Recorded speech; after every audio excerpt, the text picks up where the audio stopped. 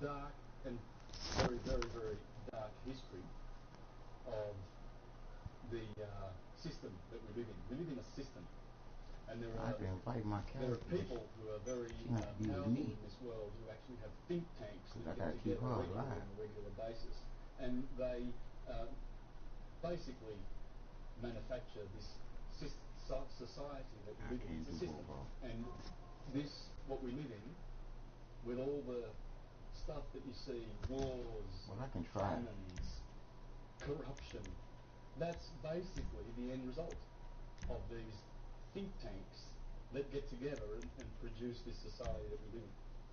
So we look around us and we know that there's something wrong. Because your neighbour next door is a nice person, your family are nice, people you work with are nice.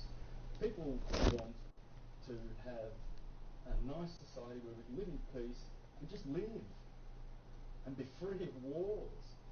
So you think, well, where's it coming from? Where is this constant tribulation that we have to go through? Now think 500 years back. If you think we haven't got it so bad, well, these days, 500 years ago, the Catholic Church, this is a depiction of some of the chambers of torture in the Inquisition. Now, you guys could easily be classed heretics. Try to do it, Jill. It's going to be hard to bear and control two people at one time.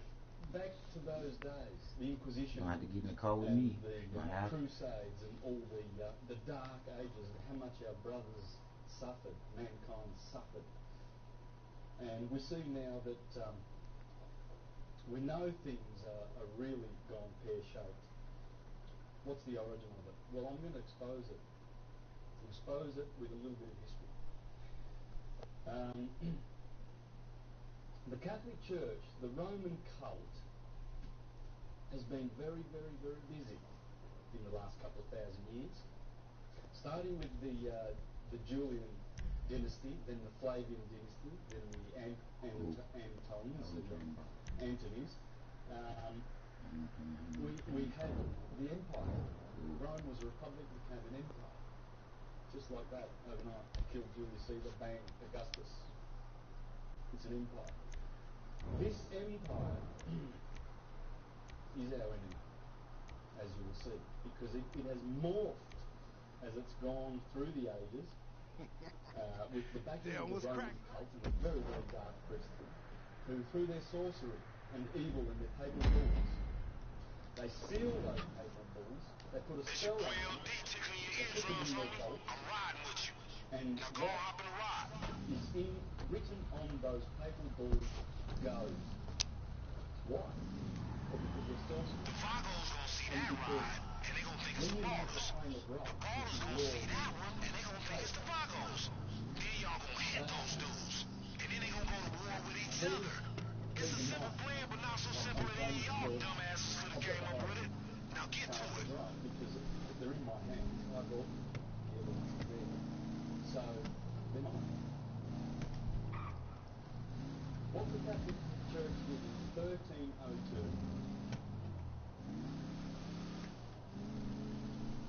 very, very, very, very, very powerful day in history. Pope Boniface VIII. So the dudes you lighten up and getting some meat. Clap on their asses on the way back to their crib in that ride, and everybody gonna think it was the Vagos. My name's Bonacci, and that is, Bon means good. Now get this right. Face means to do in Latin. Do-gooder. This guy was a contemporary of Dante Alighieri. Dante Alighieri, who wrote Paradise,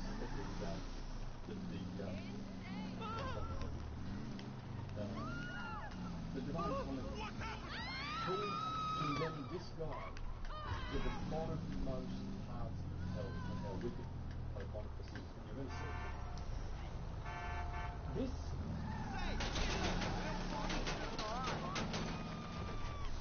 there's his tombstone. You see the crown? It's a double crown. Put that on because King Philip in France had a crown. Philip was a nasty guy. He's the one who in 1307 defeated them. Where the fuck did that come from? Because they were rivals. And they were doing things the right way, the original nasty way. That's when Philip and Clement broke after Boniface.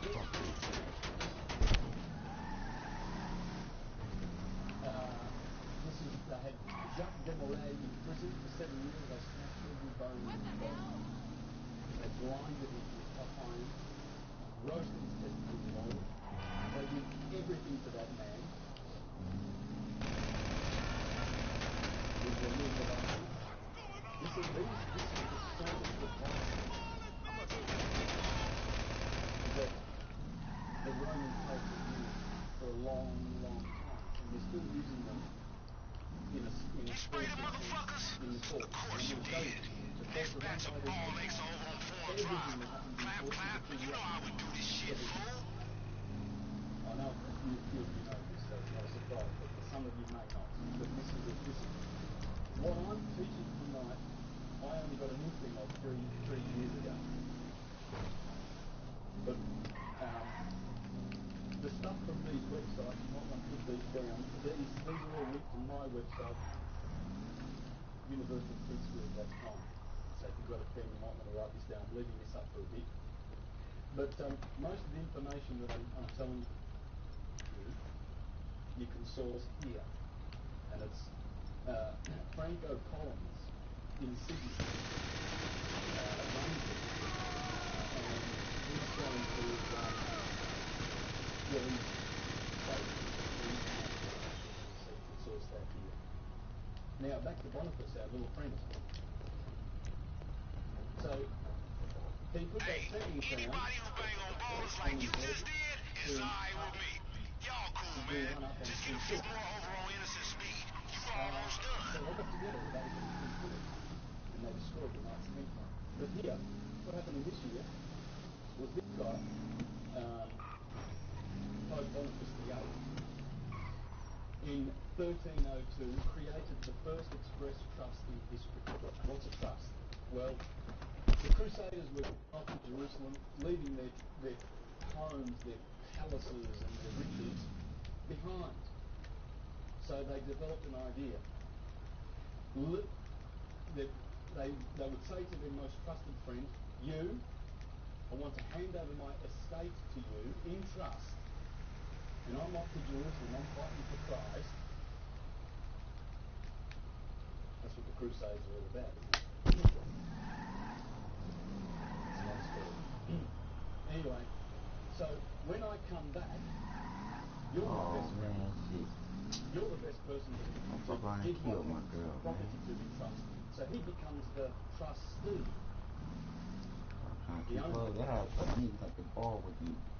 What would happen was some of these guys would come back and decide that their best friend that they left their treasures with got used to the treasures and decided that they would keep them. And guess what? The courts would not support the nuns because the trustee had the right to get the property. That's how the trust started. It worked. They worked for most people, but for some of them, they didn't get their property back. What happened was this guy and the Catholic Church, always desiring to control with their inquisitions, decided that they would create the first express trust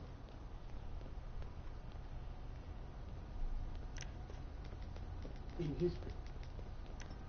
Alright, that trust is called Unum Sanctum.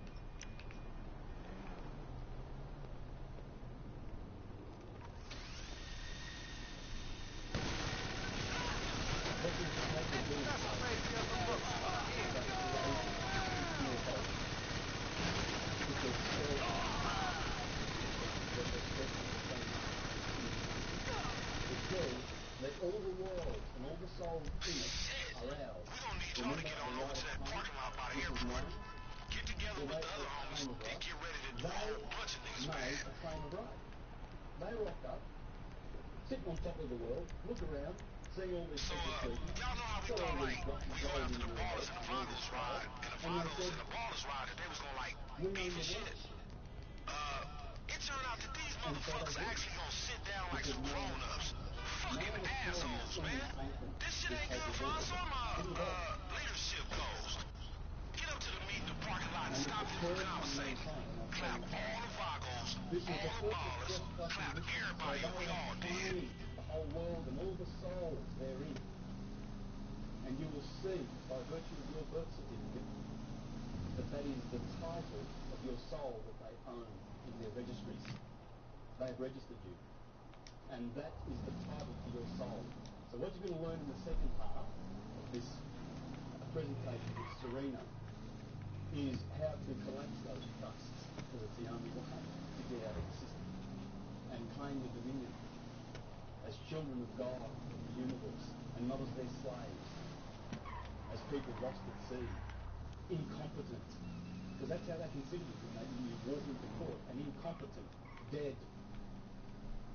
with no soul, because they own it. And those black judges who are priests of Baal, they are ecclesiastical.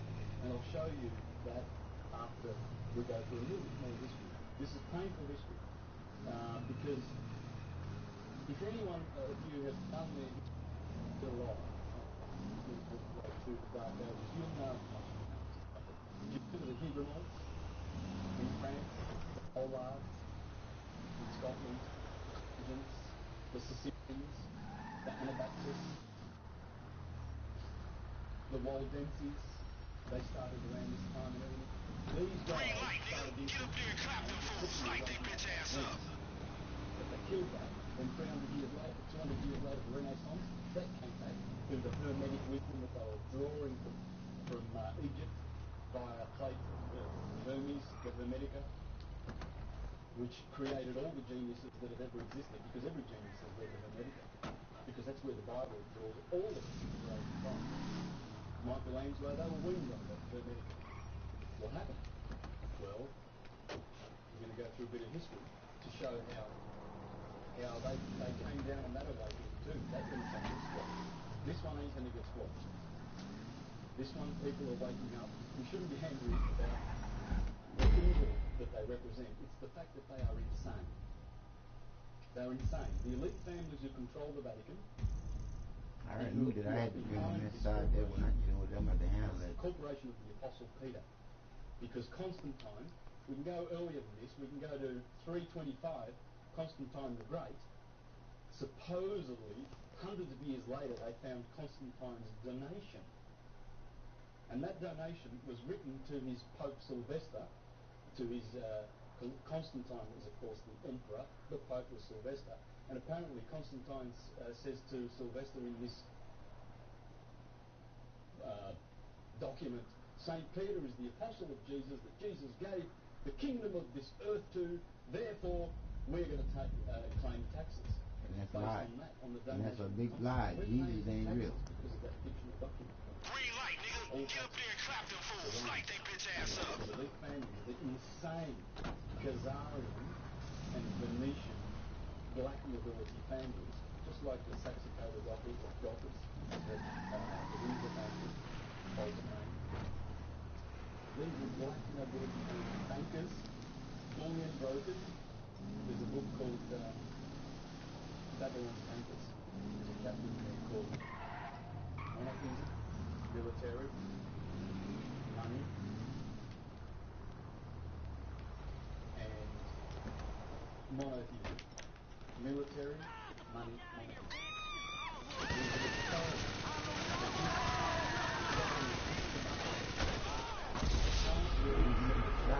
A lot of people, when they see this pyramid of control, and they put the Queen on the top, and the Zionists and the Freemasons, don't understand that the Vatican and the Jesuits and the Superior General of the Jesuits actually sit on top, behind the scenes, but they work together. Then they have, that's the crown and then they have, that's the crown and the elite, insane families of the world who think they have better blood than the rest. And they have their think tanks, Then they have their financial control system. Green light, world nigga. Get resource up there and clap control, them fools like they world bitch ass up. population control. And there's a little sheep on top because dead slaves. We're all dead together. And we all believe financially because their taxes are your wage. You go to work. Yep. And you get taxed. Half of it goes to This shit ain't gonna go viral. They gonna let them mute it. They don't want people to know. In who this the truth is. we have a testamentary trust created. The first testamentary trust in history. That was Nicholas V. Pope Nicholas V. 1455. This was very known at the time. It's only like 20 or 30 years before Christopher Columbus sailed out.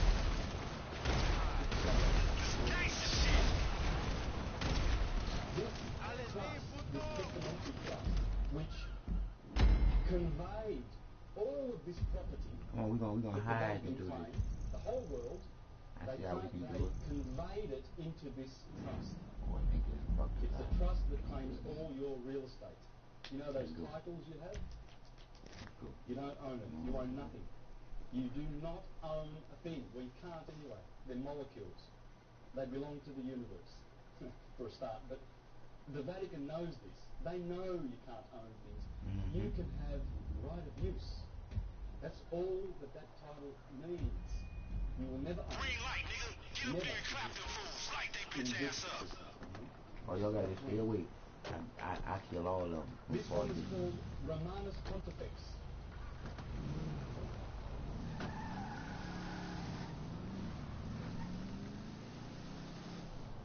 Romanus Pontifex. This one is crown. This is where the crown originated. Remember that double crown? That's going to morph into a triple crown because there are three trusts. This is the first one. There's two more to come. See that triple crown? That's called the tiara, the papal tiara, or the triremium, three kingdoms. What are those three kingdoms? Well, this is one of them. This is their fictional kingdom that they created. Remember Shrek? And the king? And his fictional version?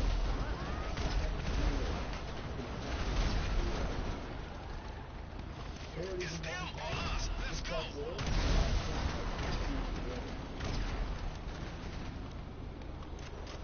And there's no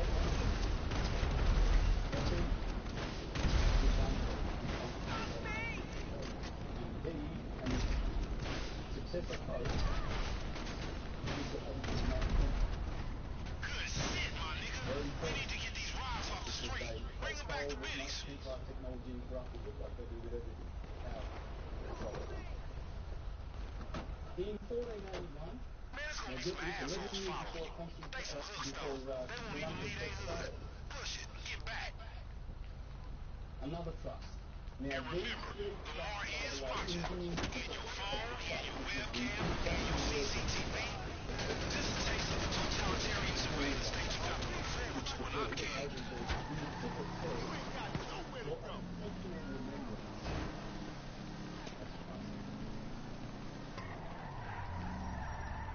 Now, what is happening? This one's called attorney.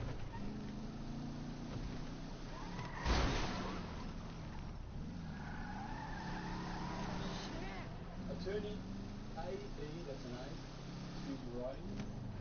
Attorney Regis, the Eternal Crown. This is Pope Sixtus, the sixth, the fourth. Pope Sixtus the fourth. And this is the second testamentary deed trust, deed of will, second crown of the people, which makes people slaves. This is the Commonwealth. The crown, the Commonwealth is born here. You these all Englishmen don't know.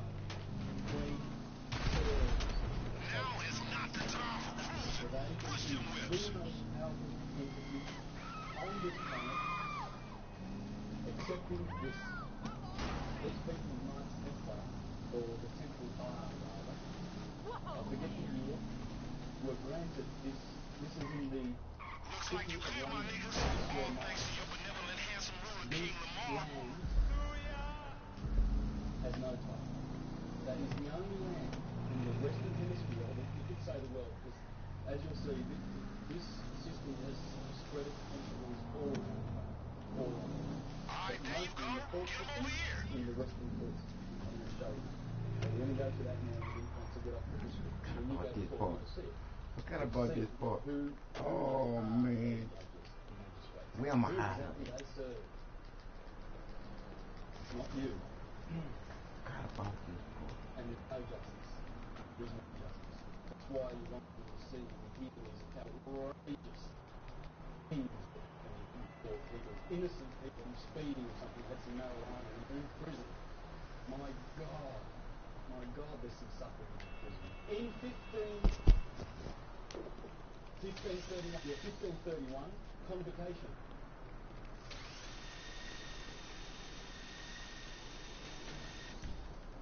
The third trust. This one takes away your real estate. When you register, you do a birth certificate, that number is the number of these three kNOw trusts. Learn this word.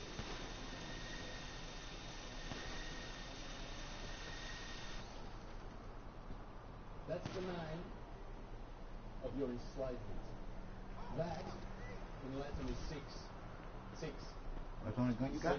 Yeah. Six. There are three of them. Yeah. That's six. Yeah. In Latin. Yeah. That's six. There are three kVs. kV or kV. A lot of people say kV. That's the Triple Crown. They own and sit on the crown. They are the kings of these trusts, which has taken away your real estate, your personal property, and your soul. This is for baptism, for Catholics. That's why they want baptism. That's why they go around converting, and that has stolen and deprived us of our real wealth. These are worth about $15 million. If you've got a birth certificate in this country, in the Commonwealth of Australia, which is registered with the Securities Stock Exchange Commission in New York, you are a shareholder. kNOw, which we'll talk about soon, was established in this country in 83 because something happened in 1975. The Crown of Aragon, which was in England's hands, this crown, they had the crown. See, they were granted, this was granted to the Crown of Aragon, Isabel and Ferdinand. Well, General Franco took that when he became king in 1975, went back to Spain. It was originally to Spain, created at that time, before Columbus went to America. And when Columbus comes back in 94, he signed the Tesalinios contract with the King of Portugal, with the approval of Alexander, Pope Alexander, back in Rome. So they have the title for all the Americas. And they're just Sesame KV accounts. That's all they are, trusts. Everything is a Sesame KV. Everything goes back to these trusts. Now what I'm going to show you is when you go to court, it's trust law. They're administering these priests of Baal, of Saturn, who is Satan, and trying to find me somewhere to hide, man. We the Latins, everyone knows, are Saturn's people. Latin, L is replaced. You just take the S away from Saturn, and you put L there. Same word. Latin is Saturn. It's the same word. L is L. That's another name for Saturn. That's why you can say it's Latin. What's happening, moving gang? Them some beautiful cars, man. What kind of fools gonna go out and pull some murders in cars like that? Fools that know they working for the next big man. Frankie T gonna be lying like a motherfucker when they find out this high intense gangster shit we done kicked off. We out here gang banging like it's 91. Niggas getting laid down left and right. Streets covered with blood. And in the end, the only one that survived is the lying, sneaky motherfucker. And guess what? I plan on being that line sneaky motherfucker. That's leadership. I'm like a gangbang guru teaching you niggas the essentials to laying niggas down. You feel me? Hey, now go get you some rest, man. As a matter of fact, when you finish laying down, why don't you get you a nice little outfit for my coronation? Because we going places, people. Hey, go in there and check out that boy Benny. Boy's a magician. How much? It's coming down. It's coming down. The Jesuits, did you hear about this? I'm sidetracking a little bit, but in one of the largest settlements in the Catholic Church's sweeping sex abuse scandal, an order of priests has agreed to pay $166 million to hundreds of Native Americans and Alaska natives who were abused at the order's schools around the U.S. Pacific Northwest. The settlement between more than 450 victims. Imagine if you were one of them. We don't think about it, but and how many of those people committed suicide? Those ones that are left to fight, if they've got any fight left in them after they've been sodomized and abused by these criminals. And the Oregon province of the Society of Jesuits, anyway, they apologise. The settlement is believed to be the Catholic Church's third largest in the sex abuse cases, behind the Los Angeles Diocese, which agreed to pay $660 million to 508 victims, and the San Diego Diocese, which agreed to pay $198 million to 144 victims. It's just a drop in the ocean for them for all the wealth that they have, but nonetheless, it will bring them down because it's coming in crashing, thundering, because they're abusers.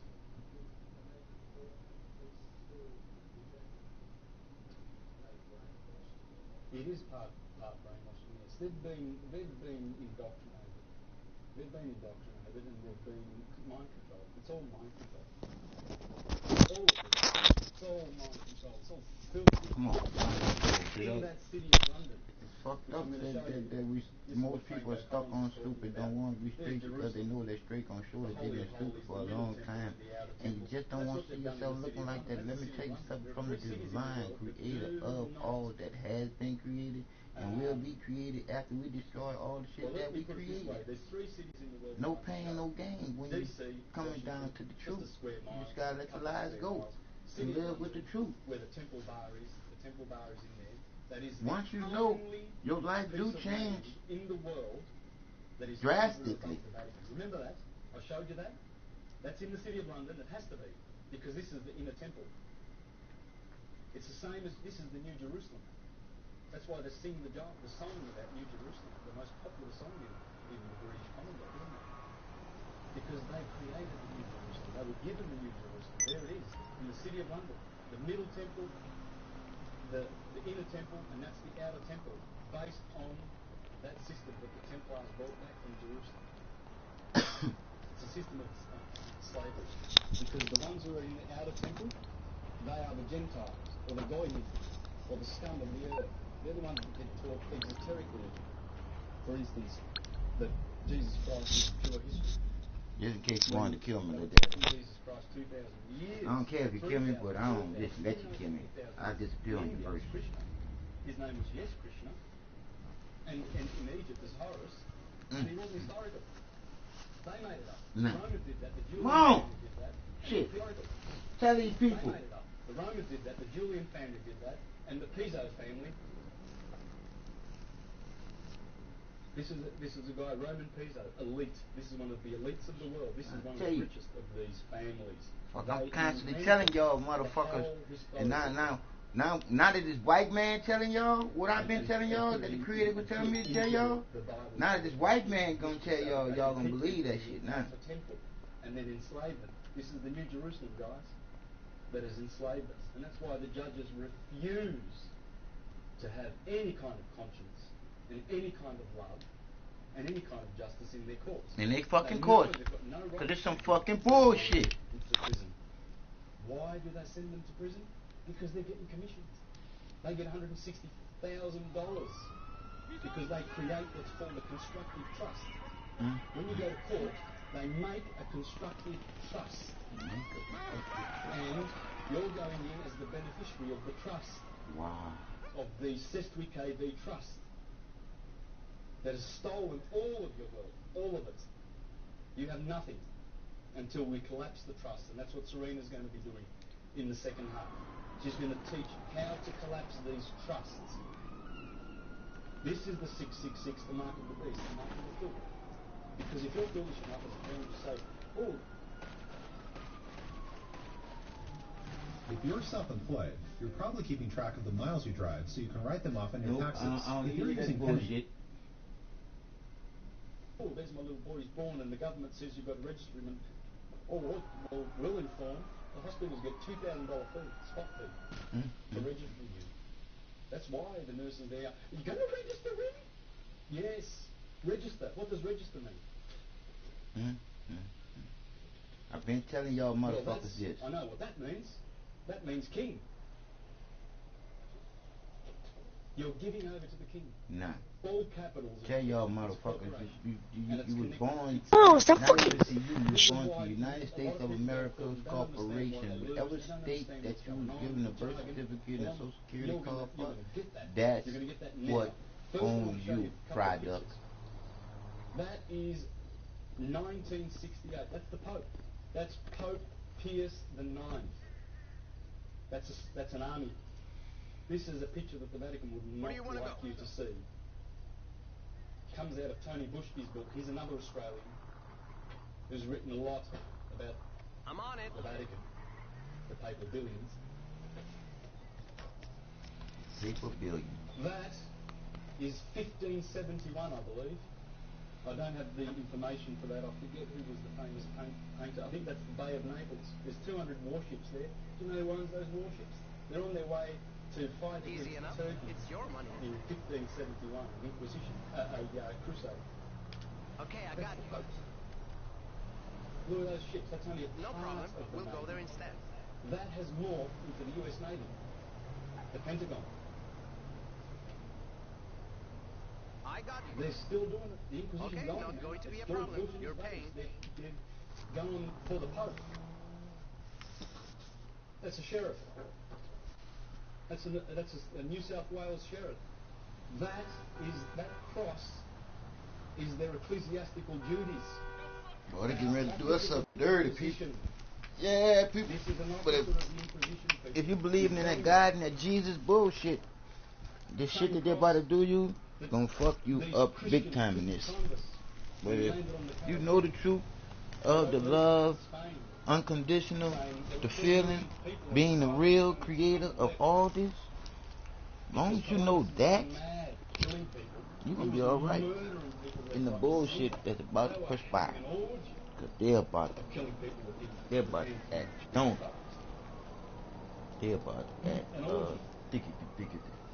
And the Inquisition went to the American shores. That's Pope Julius being stoned. This is a famous painting, by the way, being stoned by Matthew, Mark, Luke, and John for how evil he was.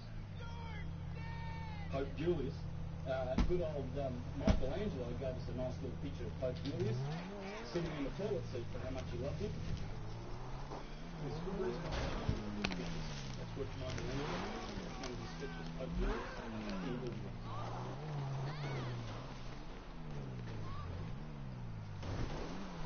That is a flyer that was going around in 1501. The same Pope, same things for the devil and Satan. Here's why, because they are. Look at them now. See those SS officers in the Vatican? Look at them blessing the killers, training them in mind control. Go, the Sesame KV is the crowd sneakers and charged up, we need money. Look at how eager this Orthodox bastard is. He's so eager to What y'all doing? go. He'll stay at home, eating his bread and cheese and champagne and caviar. Yeah, no worries. Look at that. That's a famous picture. There you go. Pope Pacelli.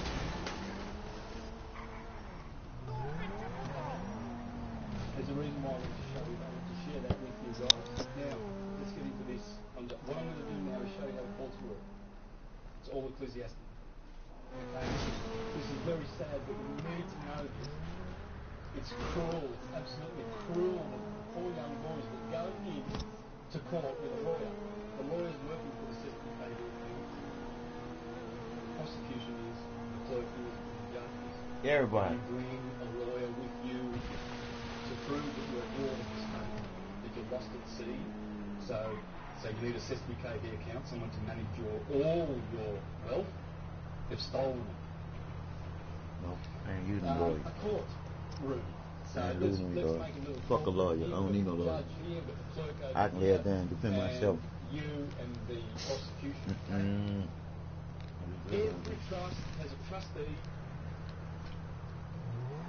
a executor, and a beneficiary.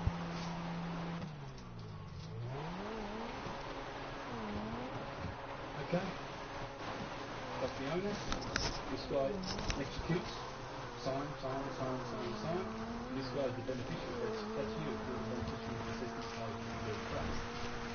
Right? Now, why they get into court is because they want to create a constructive trust with the presumption, with the knowing that you're already a slave of the system by virtue of the name. That's why the first thing he says is, what is your name? For the record, can you have this name? He wants that name.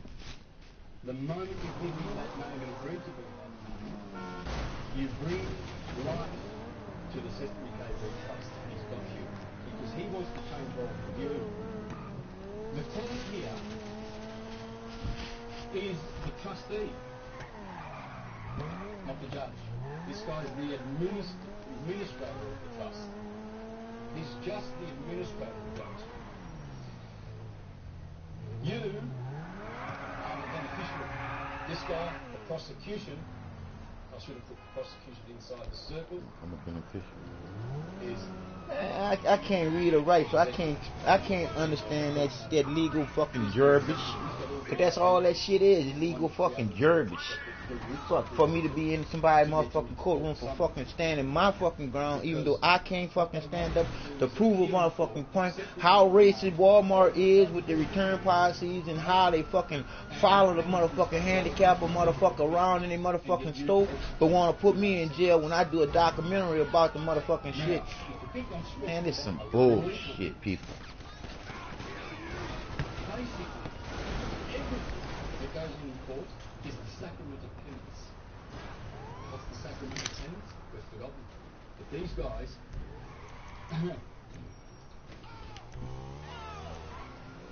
here well knew what the sacrament of penance was, because that's what brought them in there. The sacrament of penance is, you're a dirty, rotten sinner. We're all sinners. Sin. But God's merciful. Oh, he's lovely. Oh boy, there go that guy shit. Yeah, they talk. Oh, kill bump, boy. We're going to administer those credits. We're going to administer them, and it's penance. And you pay. And the system works on the confession. It's all the confession. You go to court to confess your sins and pay for them. And pay for them. And pay for your sins. Penance. Every single thing in court runs as a church does. Boy. Now y'all see y'all guiding y'all Jesus? Now y'all see y'all guiding y'all Jesus? Penance is a sacrament in the new law instituted by Christ, in which forgiveness, this comes from the Catholic Church. Oh, y'all see y'all guiding y'all Jesus now? These sons of bitches created that shit just like I said. It's like the creator was telling me to tell y'all a while back. Like when I died inside the motherfucking hospital, when the facts are the facts, I am here, and I haven't took none of these funky ass medication almost 3 years.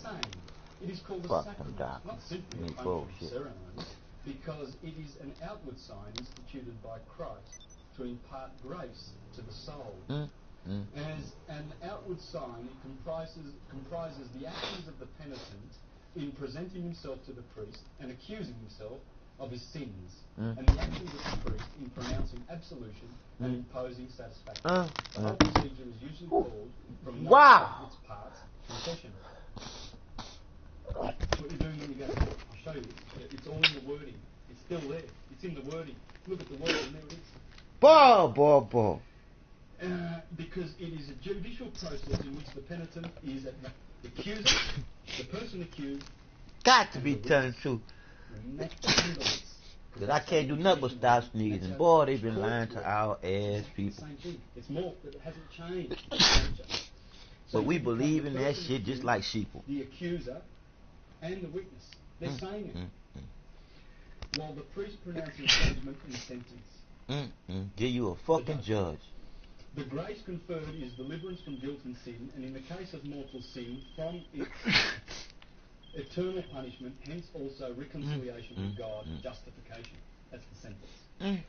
Finally, the confession. Who is a fucking judge to be able to sentence anybody to anything when judges should be judged by the shit that they do, and they do worse shit than anybody do? Because they're judging, they think they can get away with the bullshit, and they do. Jurisdiction, and with the power of the cleansing, the power to forgive sins, which Christ granted to his church. Now I'm going to talk about another thing here, indulgences. Remember I mentioned those? From the same encyclopedia. In Catholic theology, an indulgence is the full or partial remission of temporal punishments due for sins which have already been forgiven. Of course, God forgives, but you're a sinner, and we'll manage that. That's all it is. That's all it is, guys. And they are the priestly veil. The temple bar is veil. Baal is Saturn. No. It's the church of Satan. They're the Grim Reapers in black. Excuse me for that. In Catholic theology, an indulgence is the full or partial remission of temporal punishment due for sins which have already been forgiven. The indulgence is granted by the Catholic Church after the sinner has confessed and received absolution. The belief is that indulgences draw on the treasury of merit accumulated by Christ's abundantly meritorious sacrifice on the cross and the virtues of the saints. They are granted for specific good works and prayers. They've monetized sin. And this was developed by the Jesuits in the 1500s with the backing of the Venetians who created the Jesuits. The Jesuits rule the world. They do. A court is an oratory. That's where you confess.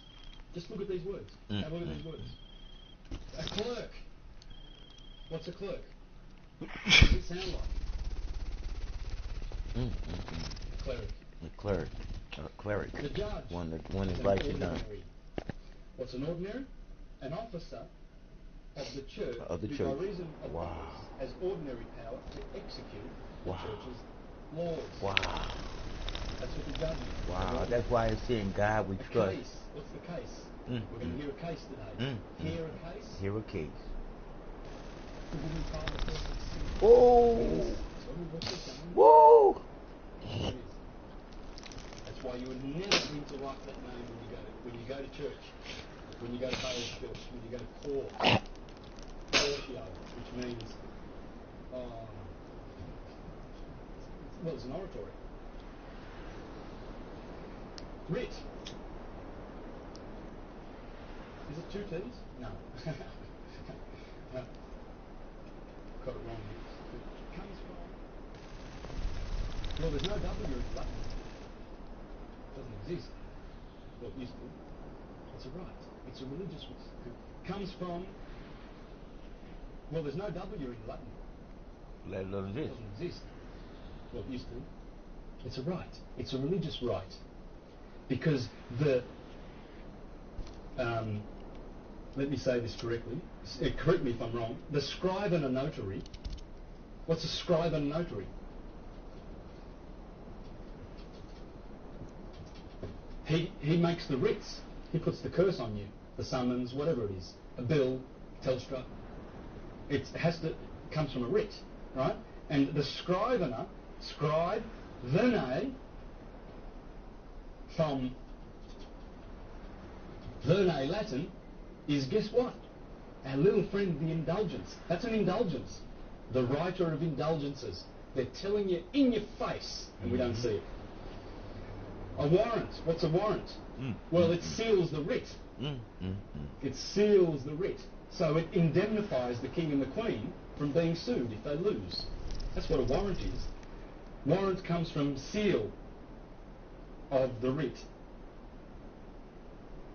and is a form of indulgence. Hearing, well, I've already gone through that.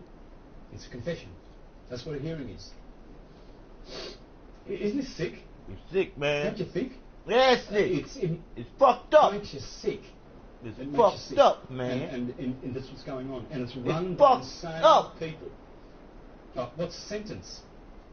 It's Cause I'm in this fucking system and I'm in a motherfucking wheelchair and I done been in a motherfucking jailhouse. Prison. And a jailhouse is not made for me. Prosecutor. It's not made for no human being here. It's not even made for a fucking animal. Cutis. The skin. Present. It's representing one's own flesh. Or a person who is claiming to be you. Making a self-accusation. So those warrants that come to your house or whatever, they are prosecuting you, right? So they're claiming to be you. They're just using that name on the trust. Attorney, turn over. Attorney tells you, I turn you over. I turn you over. That's what it means. That's why I knew. You bring an attorney with you. Whoa! You help me. Come on, man. Let's go and see the judge, and tell him what to say. You tell him, and guess what?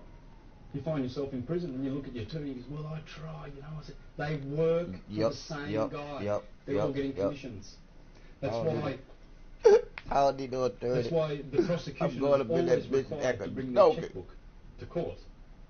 Because if they can't get you to swap roles with him, you become the trustee. Yeah, that's why they made me pay. That's why my phone off. Because I couldn't pay my fucking phone bill because I had to pay to get out of fucking jail. Because the bitch throw me in jail. And that throw the monkey wrench in every fucking thing. Because I had to borrow fucking money. And I had to pay the people back that I borrowed. That's how I couldn't pay my motherfucking phone bill. What's a bunch of bullshit. So, in a beautiful, on the websites that I showed you, on this one here, Spiritual Economics Now, you can go there to a page. It's beautiful. Please read this. This is the best 5 pages I think you'll ever read by Franco Collins. Right? All those websites are linked to my website, the top one, Universal Truth School, or you can go straight to them. Man, if you go here, you'll find waiting the for y'all to our website. Shit. And in here is the mine, I don't have no website. It's our website. It's already YouTube shit. YouTube allows what they want to go viral. To create a new birth certificate. That's called a live born record. Right? And I have a new trust number. And I have a universal, not a Roman date for my birthday. Anyway, Serena will be making that a little bit clearer. What do you say in court? Court, who's who and what to say. This is what Franco Collins suggests, and I'm going to finish up with that and tidy up. Serena will do her bit after we have a break, and then we'll do some question and answers after that. All right? And believe me, Serena's got some beautiful things to share with you because she is really, really leading in Victoria and spearheading this technology. So, they don't get that. It's the fucking truth. Some of it is to get on here. There are audio files. See, because I'm like, he talking about some shit that he basically been read from shit that they wrote. I'm getting the shit straight from the creator of what was written before it was wrote. I'm just trying to tell you. This is from all that there is that created, all that has been created, and will be created after we destroy all that we created. From being the creator's greatest creations of all. The conscious thinking humans living here all together should know that there's no problem that we couldn't solve when we come together to solve it. Look at this shit. We playing motherfucking video games online with anybody, everywhere, all over the world at the same time. And this shit didn't just get here. We created this to be here, from the divine creator within us to see this shit being to exist here. Some fucking bullshit. We taught to believe in some fucking God in the motherfucking sky and Jesus coming back to save us. That bullshit ass motherfucking lie. All that there is the loving you unconditional creator of all that has been created and will be created. Period. Fuck all the bullshit. The bullshit is some rich sons of bitches that created some bullshit to control some fucking people with. Do you know the easiest way to control fucking people is what they fucking believe and what they fucking fear? Let me get the fucking fear part out of y'all right fucking fast. What the fuck do you fear? You was born here not knowing shit. So you better leave here contributing something to this. And I'm talking about a life. And I'm not talking about a stupid way life is presented to this planet. And what I mean by a stupid way, that's when you're doing something that you don't know what you're doing. When two people come together, literally come together in the creator's original name, love, you two motherfuckers are supposed to be done sat down and took the time out to filter knowing each other through y'all fucking hearts before y'all took the responsibility that comes with being smart when y'all combine your hearts together to be one divine creator of another, one or two of yourselves. God doggone it. Bullshit cease here. I stand on the truth even though I don't stand. I roll on it. And I use these hands. Not to punch nobody. But it's to tell everybody what the truth is within their body. And with the light. And the love unconditional, the feeling that they could never control or understand. It ain't no goddamn fucking man. When you think about what the fucking truth is, ain't no fucking compassion and love in no motherfucking man to the point where a man make a motherfucking baby. A man just shoot off wherever he can shoot off. The motherfuckers are lazy. Until he's a real fucking father here on fucking earth to his creation. Dealing with the woman, creating it for him. Not out of him. Like this God and this Adam walking in the garden and Adam asking God, he's lonely. What the fuck kind of bullshit is that? Then God reached inside of Adam and pulls out Eve as one of Adam's ribs. Man, come on. A man going into another man, that's the bullshit that's going on right the fuck now. Bullshit. Can't no man and no man make love. Can't no woman and woman make love. They can't do nothing but make some bullshit. Only the opposite sex attract can do that. The man and the woman and the man. Period. Just the facts. Until you want to live there and try to do it another motherfucking kind of way.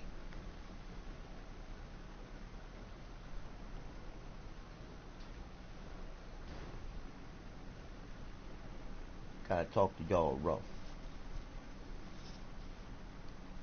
Y'all think this is some play.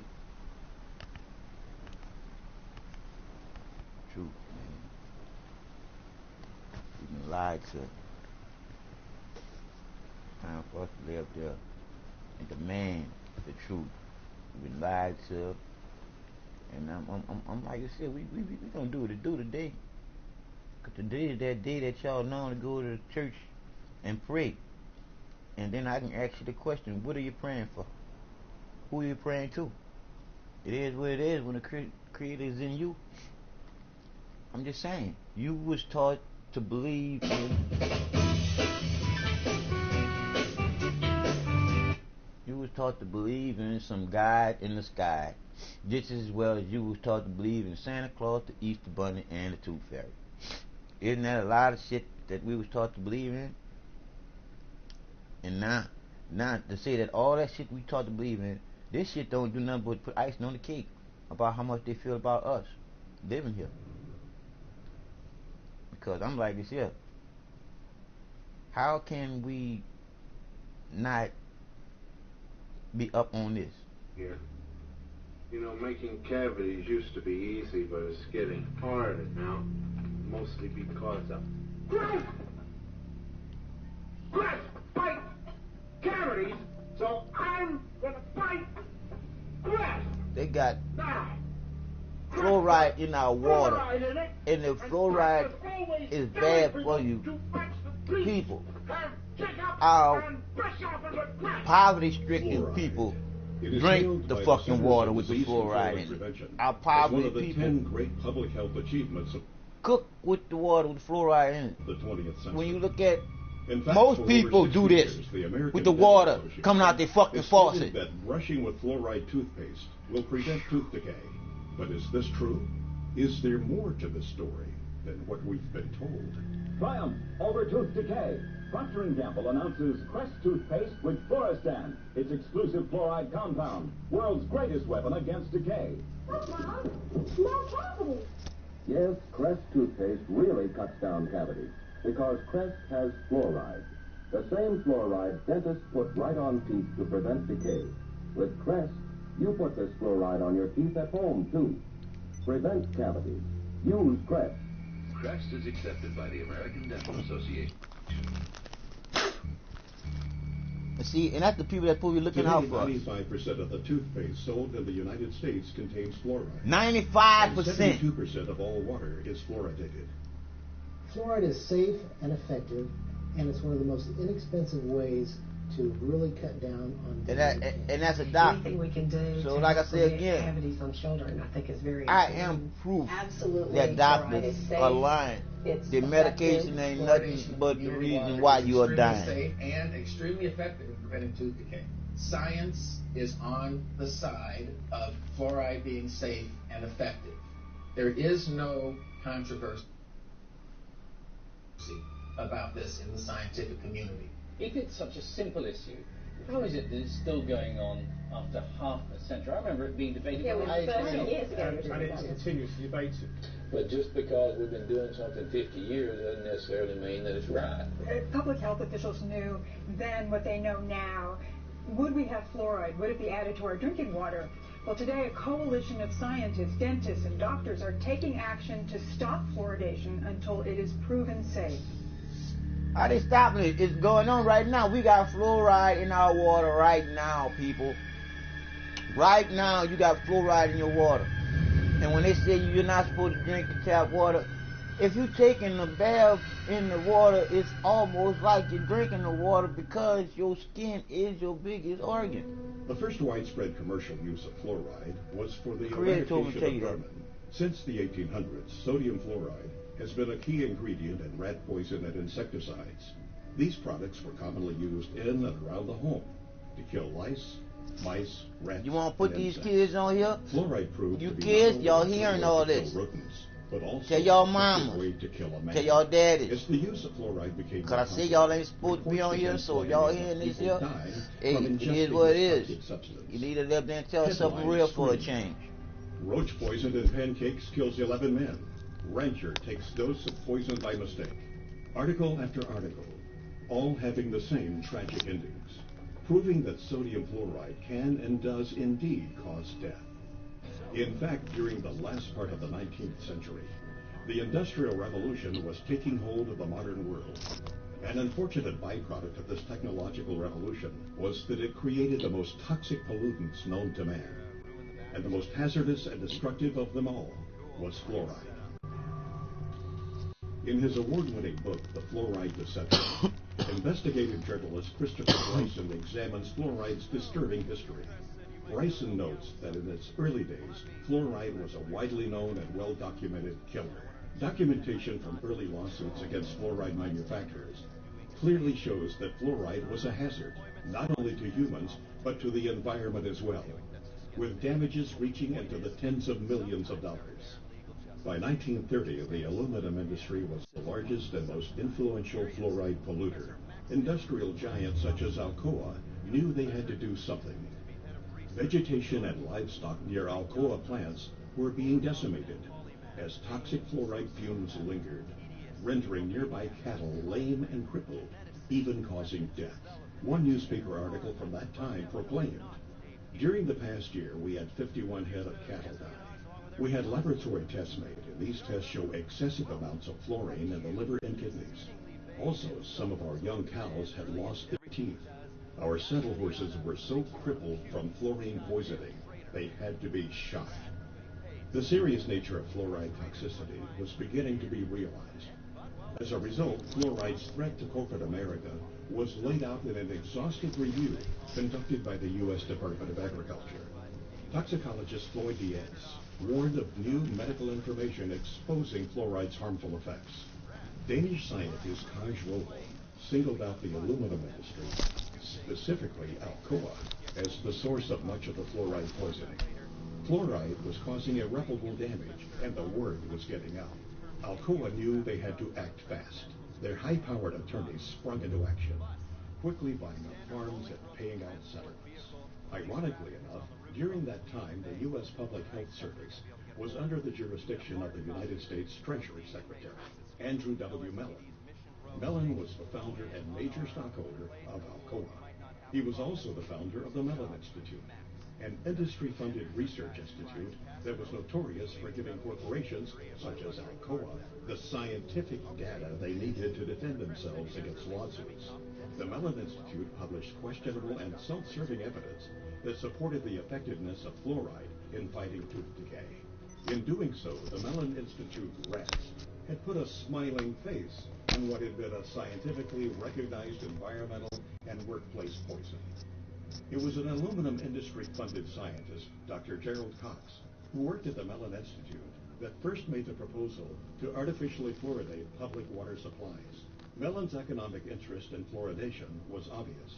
Fluoridation provided the chemical industry an opportunity to void liability of their poisonous fluoride waste by means of promoting it as a health benefit. The official human experiments began in Grand Rapids. Now, a lot of y'all kids probably saying, I don't want to hear that. I don't want to hear that. Go brush your teeth. 107 Go brush your teeth. You got fluoride in that and in the water. Get sick. Where city technicians die. began tipping them. The doctor say they don't know how you died. They ain't going to tell you that you died from the fluoride in your toothpaste and in your water. City, and its tooth decay rates were to be compared with those of non-fluoridated Muskegon. The study only lasted 5 years. There are no permanent teeth in the child born at the beginning of the study.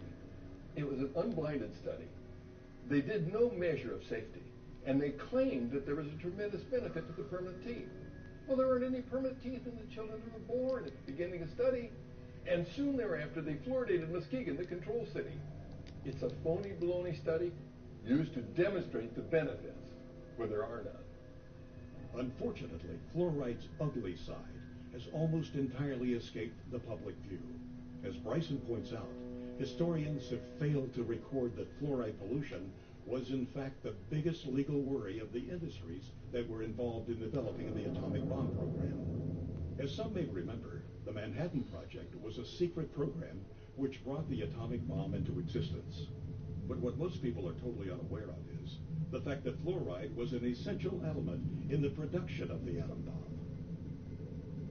There's a guy named Harold Hodge that was the chief toxicologist for the Manhattan Project, and basically, in order to create the nuclear weapons, they needed massive amounts of fluoride. He was hired as a toxicologist or part of the team to determine is there going to be any toxic effects of fluoride in this project. Really what they were worried about is they were worried about lawsuits. They knew that there was negative effects of fluoride. They had to basically invent this whole scheme so they could use the high levels of fluoride in the Manhattan Project to create atomic and nuclear weapons. For more than 70 years, the Public Health Service has assured society that fluoridation is safe and effective. These assurances have largely rested on the results of the 1945 Newburgh-Kingston fluoride carries trial.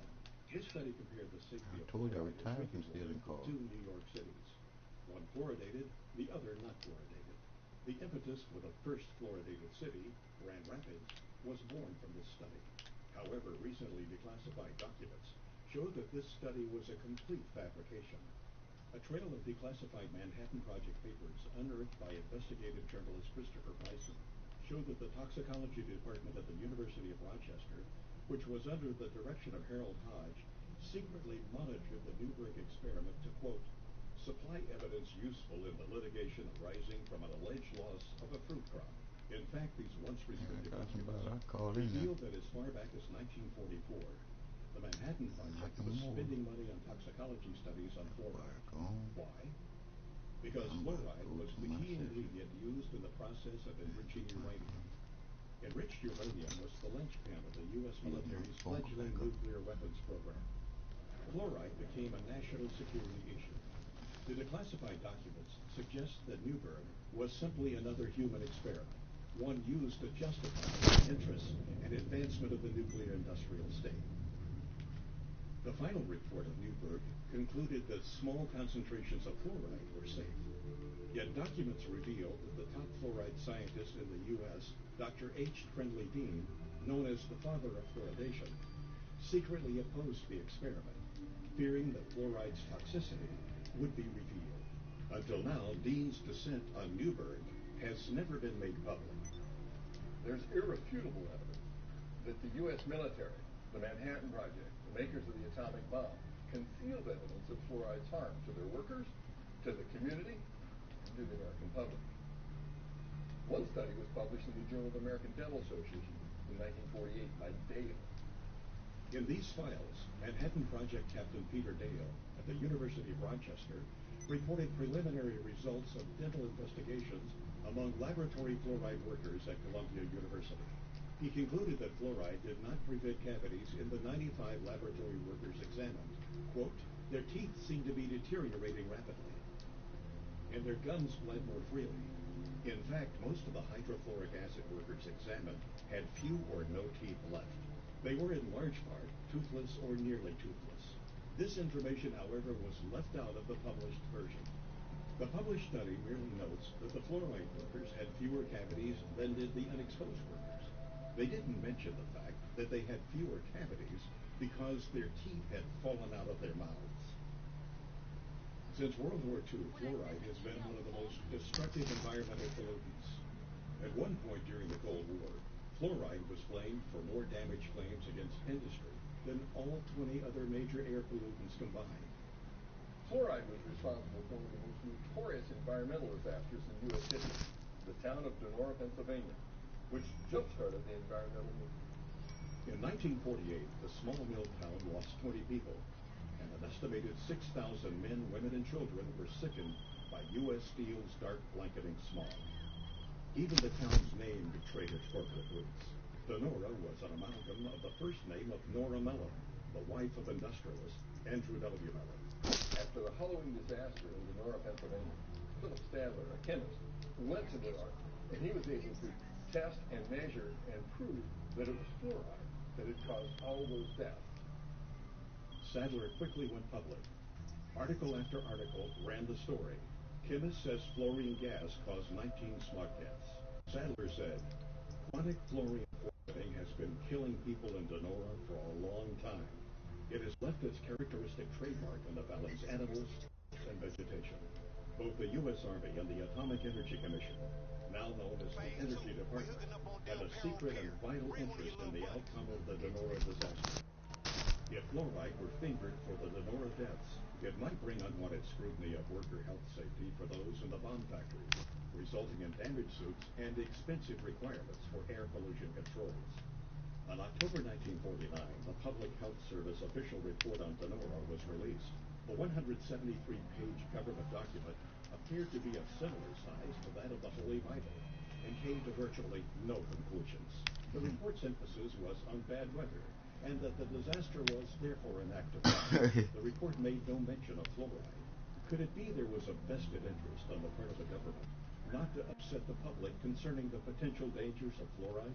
Yep. Although it was Gerald Cox's idea that ultimately led to the endorsement of water fluoridation, the man who gave the official endorsement was Federal Security Administrator Oscar R. Ewing, Alcoa's top Wall Street attorney.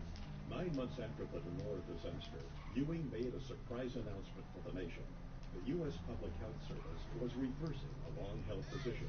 The ex-Alcoa lawyer declared that his agency now favored adding fluoride to drinking water across the United States. Coincidence? When it came time to choose a public relations representative to persuade public opinion in favor of water fluoridation, Ewing chose none other than the father of public relations himself, Edward Bernays. When they're selling water fluoridation, they didn't just walk out and say it's good for you. They actually hired Edward Bernays, Sigmund Freud's nephew, to sell Americans on how good it was to have silica fluoride in the water. Edward Bernays was the one that created how to control the population through media and through advertising. Edward Bernays, also known as the father of spin, pioneered the idea of crowd psychology. In 1928, he wrote a book called Propaganda, in which he wrote, "If we understand the mechanism and motives of the group mind, is it not possible to control and regiment the masses according to our will without their knowing?" He called it the engineering of consent.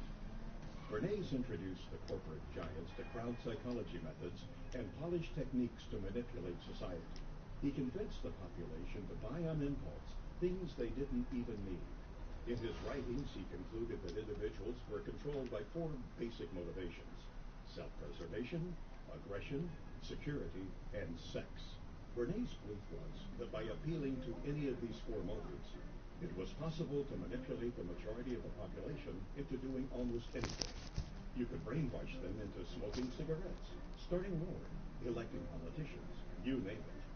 And given the proven effectiveness of these techniques, it was no coincidence that the Aluminum Company of America asked Bernays to head the campaign for the fluoridation of the United States water supply.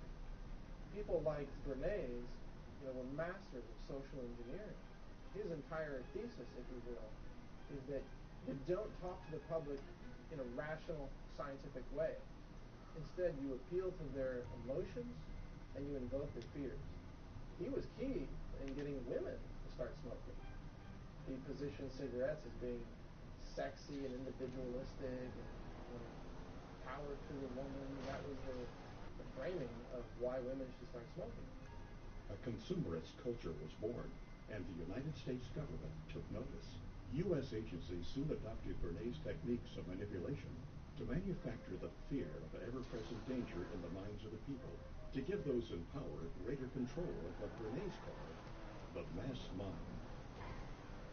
He went on to propose in his book Propaganda, those who manipulate this unseen mechanism of society constitute an invisible government, which is the true ruling power of our country. We are governed, our minds are molded, our tastes formed, our ideas suggested, largely by men we have never heard of. This statement holds just as true today as it did in the 20s when Bernays first wrote it. Throughout medical science, including dentistry, poison-producing corporations have always been able to infiltrate major institutions and dominate their narrative. When Christopher Bryson was writing his book, The Fluoride Deception, he reached out to Edward Bernays. Bernays said it was child's play to convince the American public that fluoride was good for them. While the official narrative rang, the case for fluoride had been proven. Some people weren't so quick to jump on the fluoridation bandwagon. Because fluoride has been used for years as a rat poison, to kill coyotes, to kill cockroaches. Some of those opposing fluoridation were in fact dentists. And because of their advocacy for safe water, they were censored by the American Dental Association. If they worked for the Public Health Service, they got fired. If they were team players who kept their mouth shut, they got to keep their job. So out of fear, many people who knew better remained silent. The true story behind water fluoridation can be hard to swallow. The facelift performed on fluoride dating back more than 60 years ago has misled generations. Instead of conjuring up the image of a crippled worker or a poisoned forest, we see smiling children. As a new generation arises, we must sound the alarm yet again. To those who have ears to hear, this film is meant to be a warning. This film will prove beyond a shadow of a doubt that fluoride is a deadly poison being added to our water supply. It will further prove that the chemical commonly known as fluoride is the only chemical added to public drinking water to treat you, the individual, rather than the water. The information presented in this film can change your life. It can help protect your health and the health of your loved ones. It will lay out the real facts behind water fluoridation. It will expose the hidden hand behind the curtain, pulling the levers of industry, corporate profit, and public perception. Fluoridation is neither safe nor effective, but rather a fraud. And honestly, one of the biggest hoaxes ever perpetrated in human history. To say things like tobacco is harmless, fluoride is harmless. Agent Orange is harmless, they say. DD2 is harmless. GMOs now, they say, are harmless. There's a long history of science selling out to corporate interests while the people are systematically poisoned. And to this day, people still believe fluoride is safe in the drinking water, and the majority of dentists still believe it's safe to put in toothpaste and to put in different types of compounds. Most people in America are persuaded that everybody fluoridates their water. If you're living in a town like Albany or Long Island or Ithaca or somewhere. But the vast majority of the population of the world does not drink fluoridated water. Most of the countries do not fluoridate their water. Only about 30. Countries now that have banned the use of fluoride: China, Austria, Belgium, Finland, Germany, Denmark, Norway, Sweden, the Netherlands, Hungary, and Japan. All these countries have said that fluoride, number one, is ineffective and toxic and should not be used. We are still using it. There's something wrong here. I think it's time that we become aware and do something about it. How come our country that's supposed to be, quote, so smart, uses it? Well, there's something going on here. What does the European Union know that we don't know? Nothing. Nothing. They know the same thing. That's why. But the difference is they're not getting paid off, and we are. And so, therefore, this is what the only thing I can come up with, because they both have the same facts. They both have the same facts. Fluoride is toxic. Fluoride is not helping your teeth. If it was really helping your teeth, why do we have all these dental problems? It's not at all. How come you can go to primitive societies around the world that never had even seen fluoride, and they have perfect teeth? Why are we having all these learning disorders? How come we're having autism? We're having all these things we've never had before. Well, why don't we ask that question and answer it honestly? Answer it honestly. 98% of Europe does not fluoridate. Only 8 countries in the world have more than 50% of their population drinking water. America, Australia, New Zealand, Ireland, Israel, Singapore, Malaysia, and Colombia. Only 8. I think Europeans have come to their senses on several issues, not all of them, but on many. GMOs being one of them, and fluoride being another. They've rejected these things because they're looking at the evidence. America tends to be way behind the curve on really recognizing reality in the realm of Hello, you're through to Pegasus Lifestyle Management. How can I help? Our CDC and the liars in Washington, D.C. have Thank only you, had sir. success Your in countries spectacular that speak aircraft English is now for the ready vast for you at our majority nearest of the airfield. of their hazardous waste product. That means that you and I and our children in the United States are the largest consumers of hydrofluosilicic acid. Call it what it is. Hydrofluosilicic acid. What is that? Hydro's water, fluo, fluoride, silicic, sand, and it's missing an electron. It's acidic. It'll kill you. You take your hand, dip it in like that, you're going to die. Hydrofluosilicic acid does not occur in nature. It's a man-made molecule. And it eats through concrete, glass, stainless steel, fiberglass, plastic. You name it, it'll eat it. So why are we putting that in the water? First tonight, hazmat crews from all across our area responded to a chemical leak this afternoon in Rock Island. The chemical was so strong, It was burning through the concrete there. News 8's Christy Mergenthal has the latest. It was just before 1 o'clock Thursday afternoon when hazmat crews were called to the Rock Island Water Treatment Plant for a chemical spill coming from this tanker truck. The chemical hydrochlorosilicic acid is used to add fluoride to the plant's water. After several hours, crews were able to clean up the leak, allowing operations to return to normal. They had to cordon off the area, obviously, but as far as the treatment of the water and the amount of water being used by the public, there's no effect on that at all. Now, that acid that did spill out is a chemical that they actually use every single day here at the water treatment plant. It adds fluoride to the water. Reporting live in Rock Island, Christy Mergenthal, WQAD Quad Cities News 8. That's how they transport it. It's extremely aggressive. It'll eat through almost anything, including concrete. What is labeled fluoride is not naturally occurring fluoride like you might find in the ground.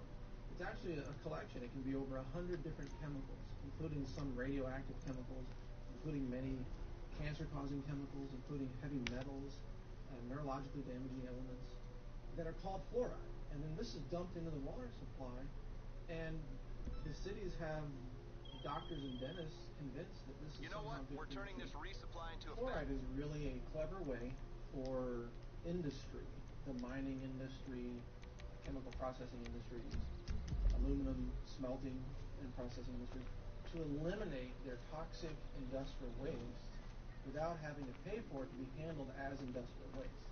They just slap a new label on it, fluoride. They sell it to cities, and the cities dump it into the water supply. Basically, it's a hazardous waste byproduct of the manufacture of phosphate fertilizer. It's a mining byproduct. Take out this rock. This rock is no good, as is. So you mix it with sulfuric acid. Which is soluble phosphate. The byproduct that they can't really ignore. It's a poison, so they sell it and make fluoride out of it. It's a fraud. It stands from the get-go. It is the means of getting rid of fluoride. You allow industry to use your water supply to dispose of the hazardous waste. It's an industrial, major industrial waste. They were trying to turn it into the river that they're going out into the ocean in Florida, and they stopped that. Living for their share, which they were. Well, once PSA decimated their local vegetation, crippled the cattle, damaged the citrus groves in Florida, it was costing them a fortune to handle this as a very serious industrial waste. And so they're helping Cargill get rid of their hazardous waste problem. Cargill is the largest privately owned corporation in the world. They were also the largest producer of hydrochloric acid. Cargill at one time had like 90% of Cargill. When the hurricanes went through Florida, they knocked out the holding ponds, so there was a shortage of hydrochloric acid. And so they reached out to the rest of the world, and now we get it from Mexico and Japan and China. And none of the countries allow fluoride in the water supply. They don't put it in at all. But it obviously is piling up in other countries. I don't think we need to be helping other countries out with their disposal of fluorosilicic acid. Fluoridation is the most recycling practice in the world. But to take that hazardous waste from the phosphate fertilizer industry, which cannot be dumped into the sea by international law, and cannot be used locally because it's too costly, and to take that product and put it into our public drinking water is sheer lunacy. It's bizarre. I mean, George Orwell, Kafka could have written this play. It's lunacy. There are 250,000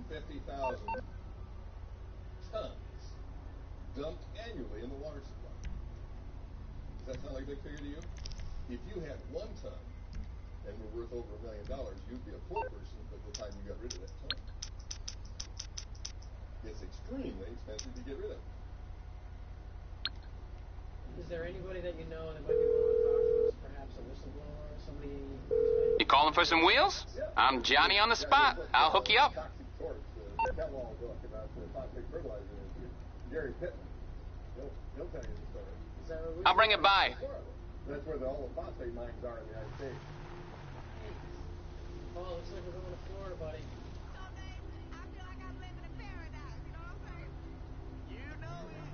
My first thought is war. Occidental Chemical Corporation, chemical plant, early 1970s. There was no safety program in place. The only equipment you had to wear was a hard hat and safety glasses. And we didn't wear the safety glasses. No traffic. So cliche. Solomon Richards? When did he ever make a good movie? Yeah, wait, man. We worked 8, 12 hours a day, sometimes sometimes double shift in those conditions. When you're 18, you think you're inventive. Had a physical by their doctor, and he actually put on my application a perfect fit test. Mistakenly, you tend to believe that somehow you're inventive. How drunk was I last night? Dying instead How of many miles did I way break? without a thought about the future prospects. Started working there when I was 18. I was in excellent health. Wouldn't the road to a supervisor for 3 years. Making about $50,000 a year. However, my success came at a high price, my health and well-being. My first and last job was working for Occidental Chemical Company in the phosphoric acid plants in Hamilton County, Florida. Gary, what made you write this book? I wanted to leave history behind on what happened to me and some of my co-workers here in this county. It kind of gives the inside look at a phosphate plant, mainly the chemical plant where phosphoric acid is made. Former employees of Occidental Chemical Corporation filed a lawsuit against the company. They say they have life-threatening diseases because the company did not follow safety procedures. Paige, they have diseases like leukemia, emphysema, and toxic brain syndrome. For years, doctors struggled to diagnose them, but finally they found a common link. It was the phosphate plant they all worked for. For failing to provide adequate safety education for years. Could make it to court. They missed it. They missed it. They need to come in and realize and to admit to what they are doing. When Gary Pittman filed a lawsuit against Occidental Chemical, he knew what he was getting into. Occidental was a massive organization and no stranger to litigation.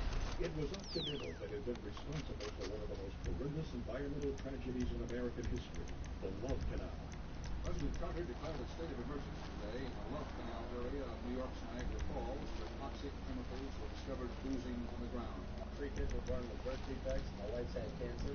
This is a site that literally is best described orange food, toxic soup, that's what it is referred to at 80 different chemicals. It's very bad stuff in these people's backyards. It's literally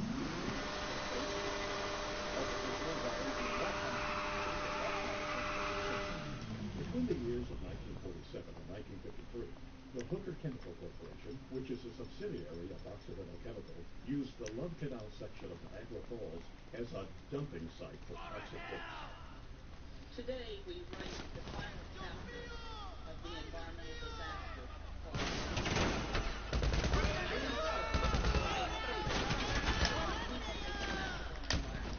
They should and they will be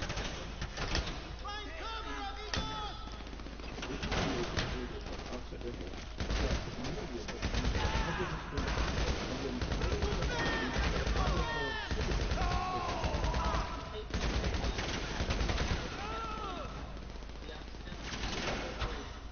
will agree to pay $150 million. In the end, Occidental was out of pocket a total of $200 million in damages and settlements, not including the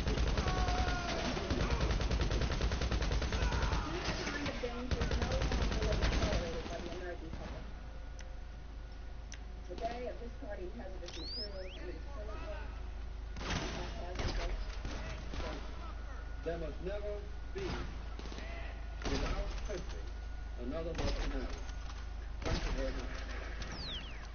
But in reality, this $200 million spanking to a multi-billion-dollar was almost free for tons of hazardous. Occidental had a pattern of disregard for environmental issues. In the summer of 1979, the New York Times reported that Victor's town in White Plains, Florida, was convicted of polluting the air with fluoride.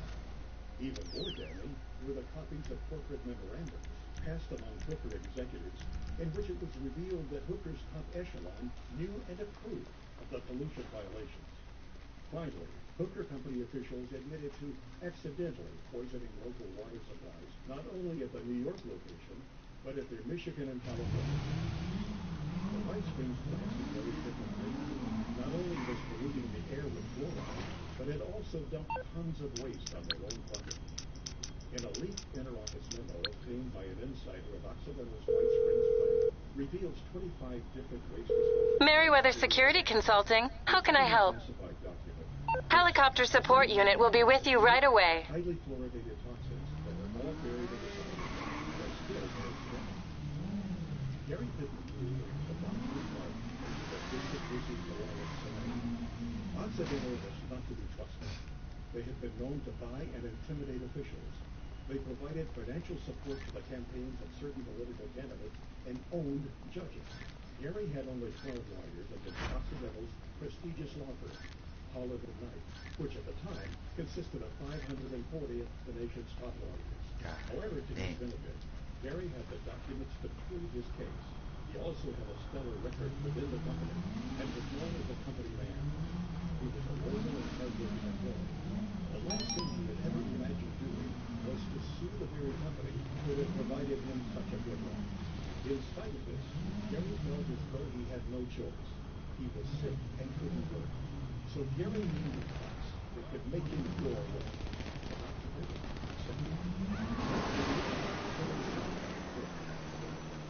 His health problem still leaking. The phosphate industry is one of the biggest industries in Florida. It brings in billions of dollars each year in profits. Television often portrays strip mining as a wholesome industry. However, a closer look reveals the extreme toxicity to our environment and health. Well, I think what you need to do is get some variables right around that.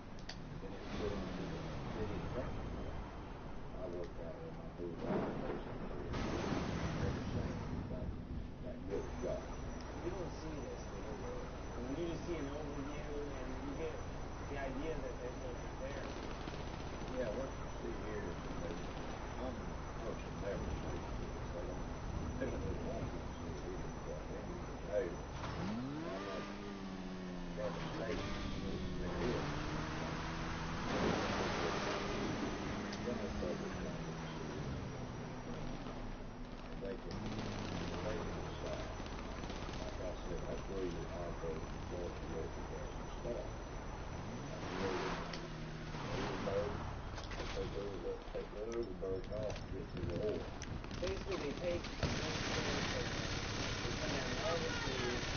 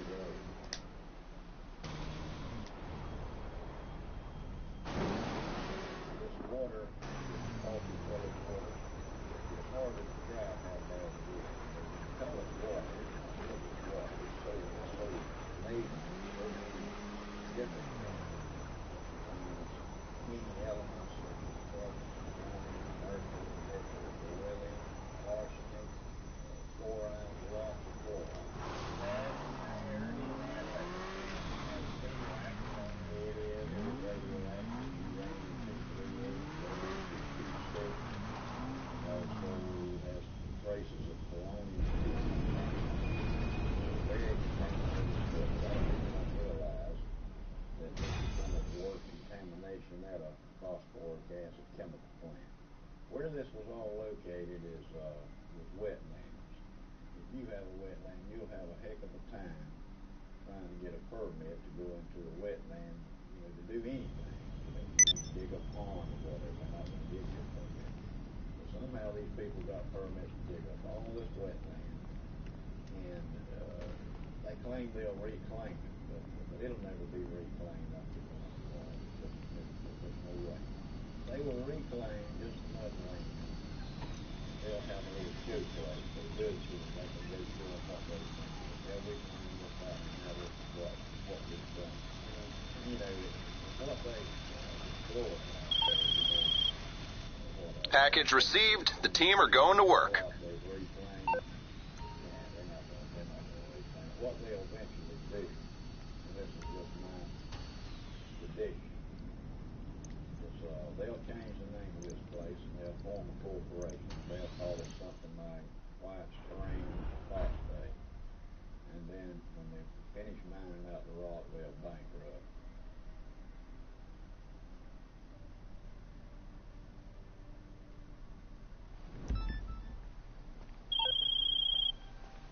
Can you drive a tank? I hope so, because that's how these supplies are coming. Pick them up and bring them in, and the lab will handle the rest. Up here on the right, we're going to have administration offices. They used to be in the chemical plant. They moved. They used to move the chemicals off the women today.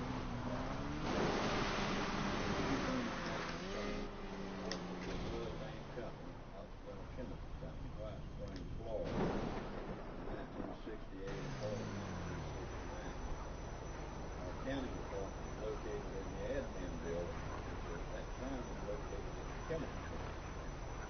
Any mornings when we employees would get out of our vehicles when chemicals would fall up by the leg. It was explained to us the chemical fallout out the world. Our boss would see that each of us girls would get $1 to get us another pair of pantyhose. The chemicals also would eat small pit holes in the paint on our vehicles. Years later, they moved the admin building away from the chemical plant to out by the main road. There's several more names here of other girls with testify. So there's three things you can see from the space station, and that's the Great Pyramids of Egypt, the phosphogypsum stacks of Florida, and the Great Wall of China. And that's how large they are. They have them in South Florida and Central Florida that are 400 acres. Huge operation.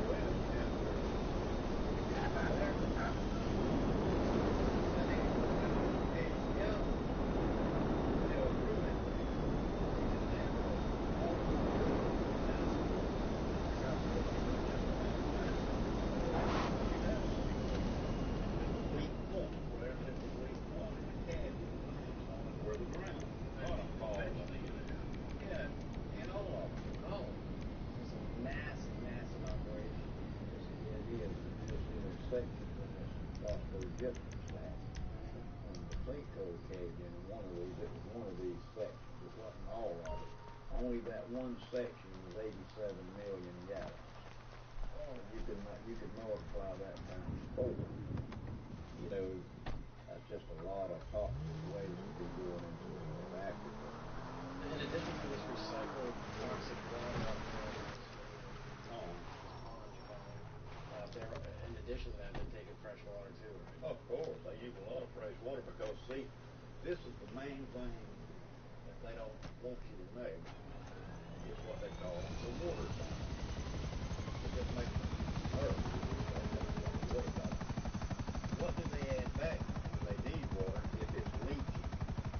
It's going away. So they have to add some fresh water to keep the process going. The phosphate industry uses more fresh water than any other industry in the state of Florida. Sometimes they have to release water out of those toxic ponds. What do they put it? They put it in the creeks and on the river. What they do to it is lime to bring the pH up so it don't kill the fish immediately. On the river, they claim it's a pristine water. If you ask them where they gain water in Florida, they'll tell you not to weigh one fish out of that river a month. Because it's leaking on the earth. They won't tell you that. Yeah, that's fine. This is just a lot of the documentation out of these years.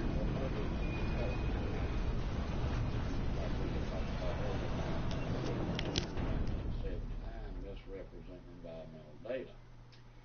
And they charged them $575,000 for emitting 10 times the amount of fluoride allowed below. And I was working there when that was going on, and the fumes were just unbelievable. It fit the glass on your windshield, make them so foggy it would etch the glass. Just having your car parked out there like that worked. This is what they put in our water, people. In the 60s, I mean, even earlier, they realized that those fumes were It's all being black or white. The phosphate company pretty much believes loving people of the light of being they have their own crews do their stat testing and all the other environmental things. And that's kind of like the fox watching the hen house. I have been involved where they would go up and test the stack and come down and tell us there's something wrong.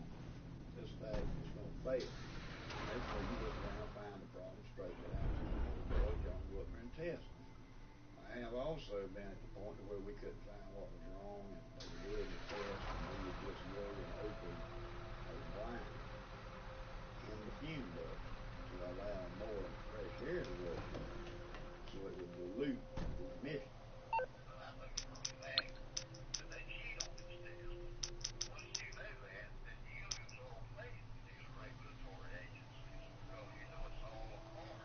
In this past, I'd say 6 months, Merriweather, for all your private security needs. How can I help? A helicopter has been dispatched. Phosphate chemical plants out there. I would imagine you've seen some injured employees. I've seen people burn. I've seen people blown up. I saw a man killed, and he was going to weld on a rotary drum filter. Somebody had washed it with a solution of sulfuric acid and ammonia. Found out later the guy had struck a heart to weld on that thing and exploded. What killed him messed up his friend, too, that was helping. That's a very hazardous work environment. Hello, you're through to Merriweather Security Consulting. What can I do for you? A helicopter has been dispatched to your location. Even at that strength, they'll eat up concrete, asphalt, stainless steel, even the fume duct, which is made out of carbon. Very corrosive, the most corrosive acid known to man. Used to etch glass, it's used for a lot of things. One of the things it's used for is to fluoridate drinking water. Who in the world would want to drink water with this stuff? The city of Dallas Incoming! Get clear of the landing zone! spends millions of dollars on contracts for companies like Cargill, Jose, and Kent to fluoridate the liquid water. On Jose's website, the product description used in water fluoridation is actually called hydrofluorous. What the fuck going on The here? Occupational Safety and Health Administration, otherwise known as OSHA, is a U.S. agency that requires companies to produce a material safety data sheet, or MSDS, for every chemical product in the market. The MSDS that Mosaic produces for the fluoride product will make your hair stand on Can't tell me they ain't killed shit. Right here in our county, Mosaic material safety data sheet for hydrofluorous acid. A material safety data sheet is a very important document to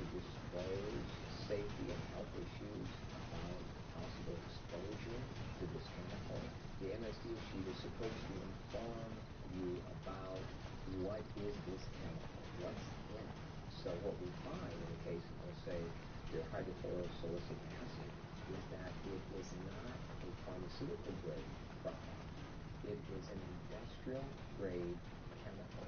And under Section 2, hazard identification, it identifies a health hazard as being corrosive to the skin, the eyes, and the mucous membranes. If you come in contact with it through the skin or inhalation or ingestion, such as swallowing it, it may cause severe irritation and burns.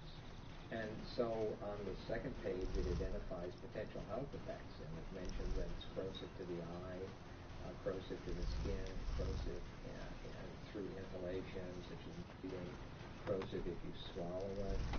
In this, they're basically giving these health effects due to hydrosilicic acid. It's less clear about what it's from.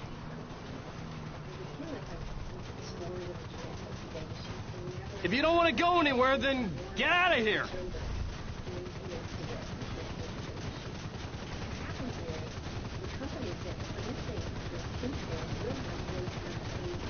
Where are we heading?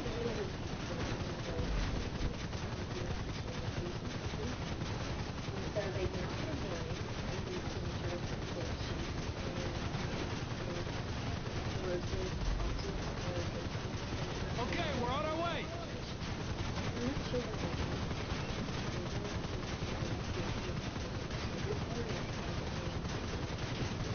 Sorry if it's a little bumpy back there. Hung over.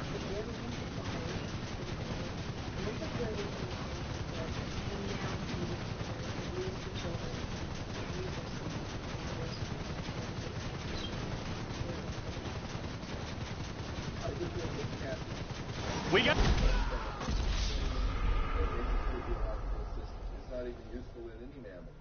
So adding that to the public water supply for an alleged benefit is a fraud, and it's a crime against the citizens of this country, and it's cumulative over a lifetime. It is a very noxious poison, and you do not have to take my word for it.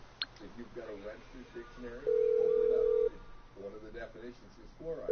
Merriweather, because security is a private matter. Goodbye, then. Rear protoplasm. So, violent protoplasm for us.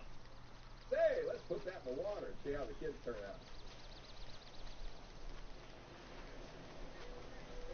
Well, as we're learning, it seems like there are no rewards to this. It just seems it's just all risks. It's all risk. It's a big lie.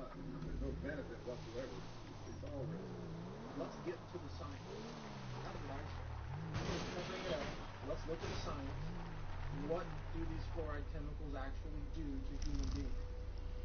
There's all kinds of research out there showing it really disturbs the functioning of the body in a number of ways. It inactivates 62 enzymes, increases the aging process, increases the incidence of cancers and tumors up to 17%, disrupts the immune system, causes genetic damage, interrupts RNA and DNA, repair enzymes activity, increases arthritis, and is a system poison.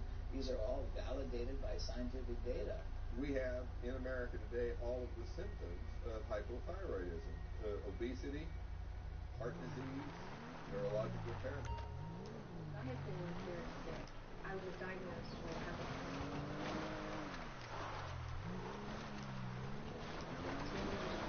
there was no family history in my background that explained why I had to start over. Feeling very ill, impairment, concentration issues. It really shows your metabolism. I get gained about 10 just very natural, very athletic my whole life. I never been overweight. I was gaining weight. I was sleeping, getting my metabolism extremely steep. Doing the research, fluoride is an irritant to the body. It's all regular iodine. And it doesn't get iodine with the concentrations that it needs, then it gets whatever is closest that you're providing it. And if you look at periodic table, you see chloride, chlorine, bromine, and iodine. That means that very strong structure and reactivity. That's the level of uptake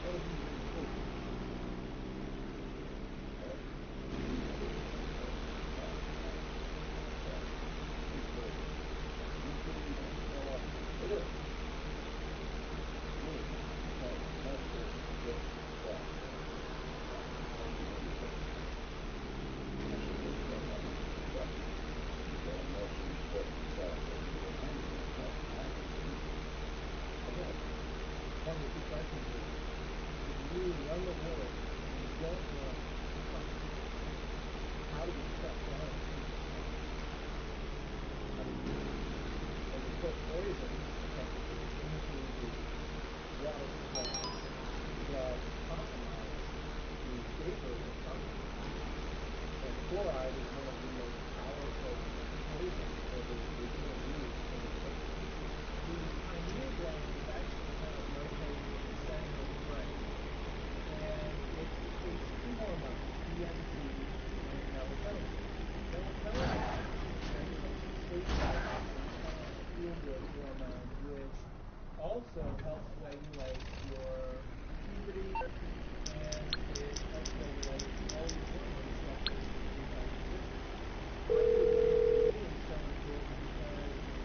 Meriwether Security Consulting. How can I help? Thank you. A helicopter has been dispatched to your area.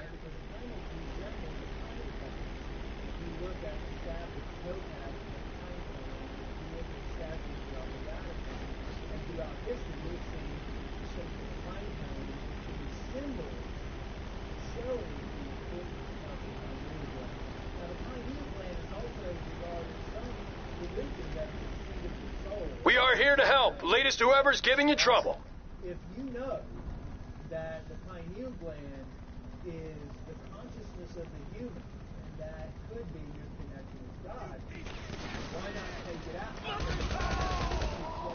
out the pineal gland and calcify the pineal gland with fluoride, because fluoride has an affinity for those areas in the body.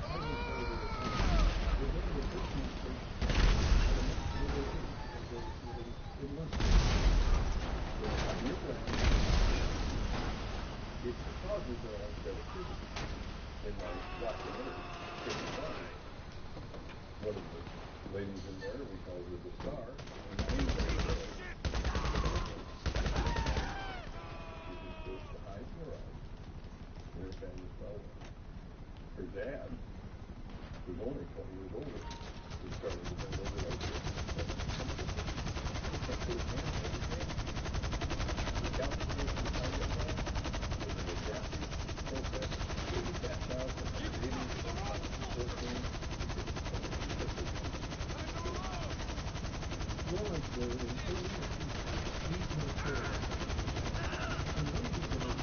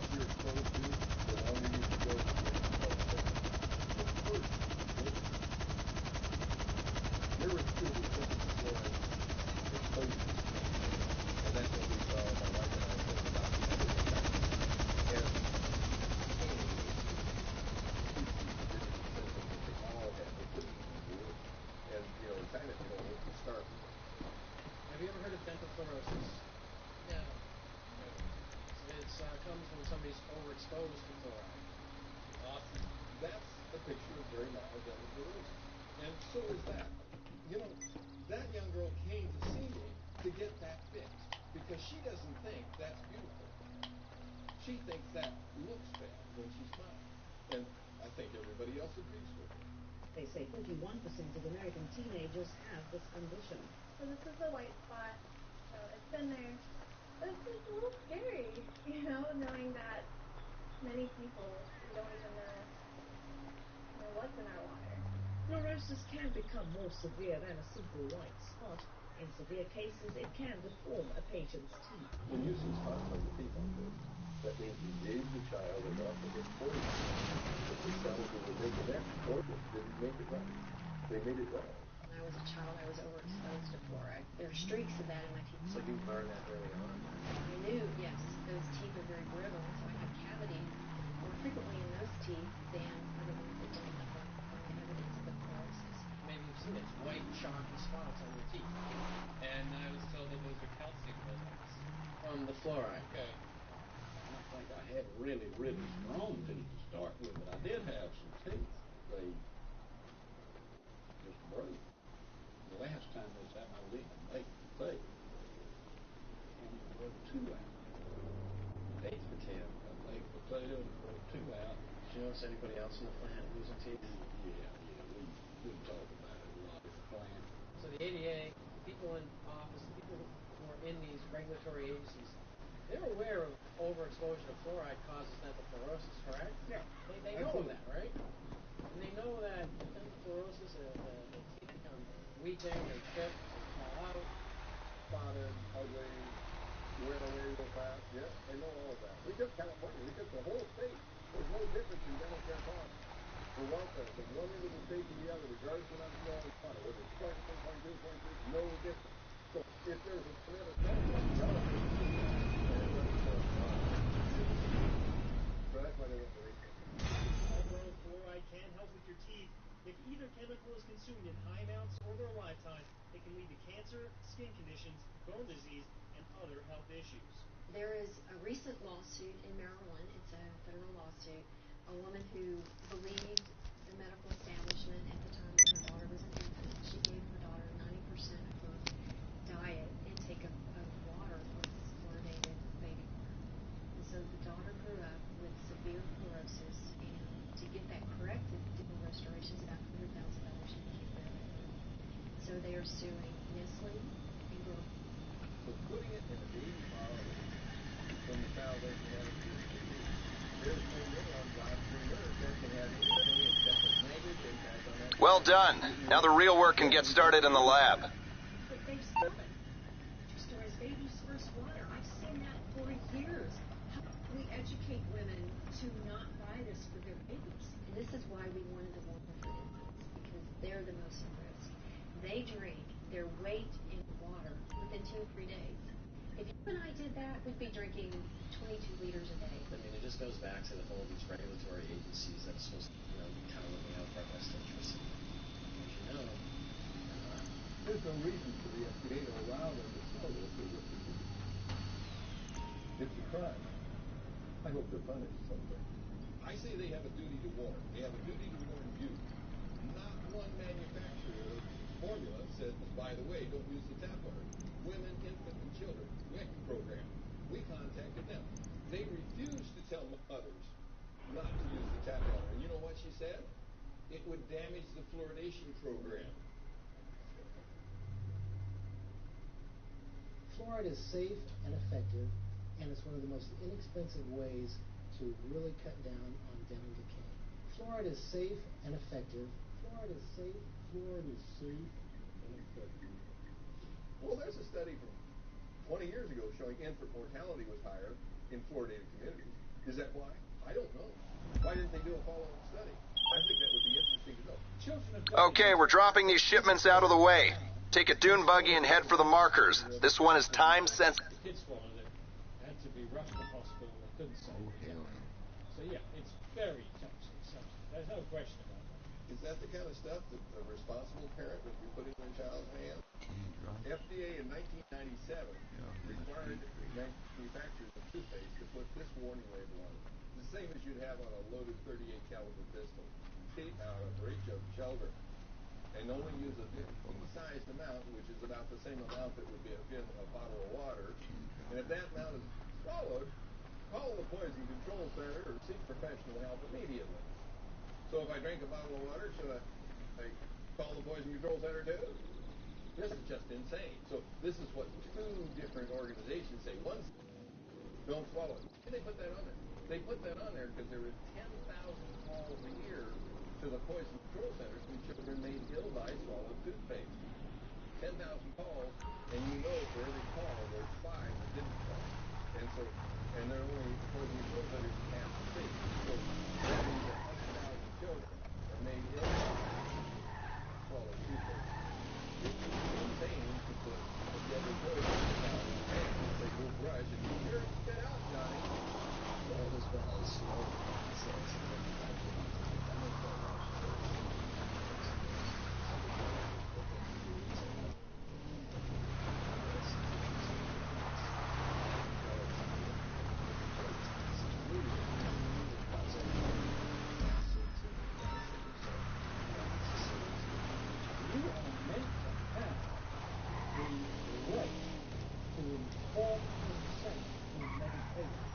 what we're doing in the television community is we're doing to everyone what a doctor can do to me. A doctor says to you, look, this glass of water is going to do everything.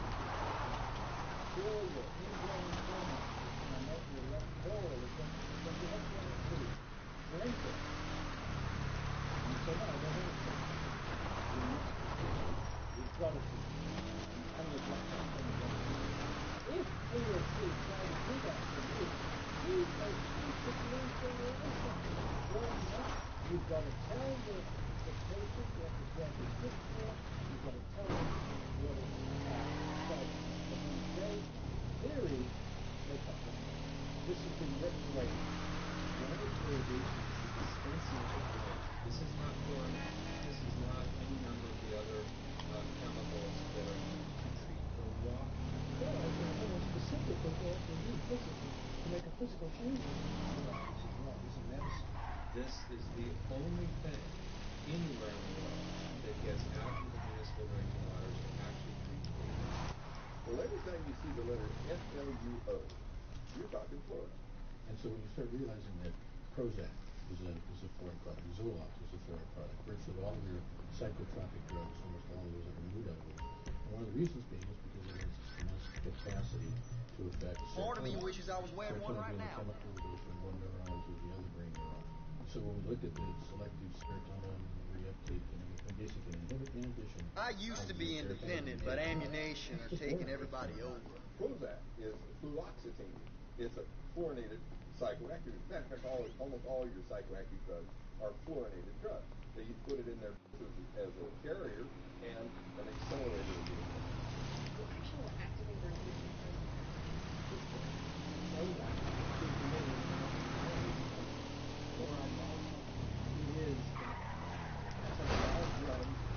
similar in the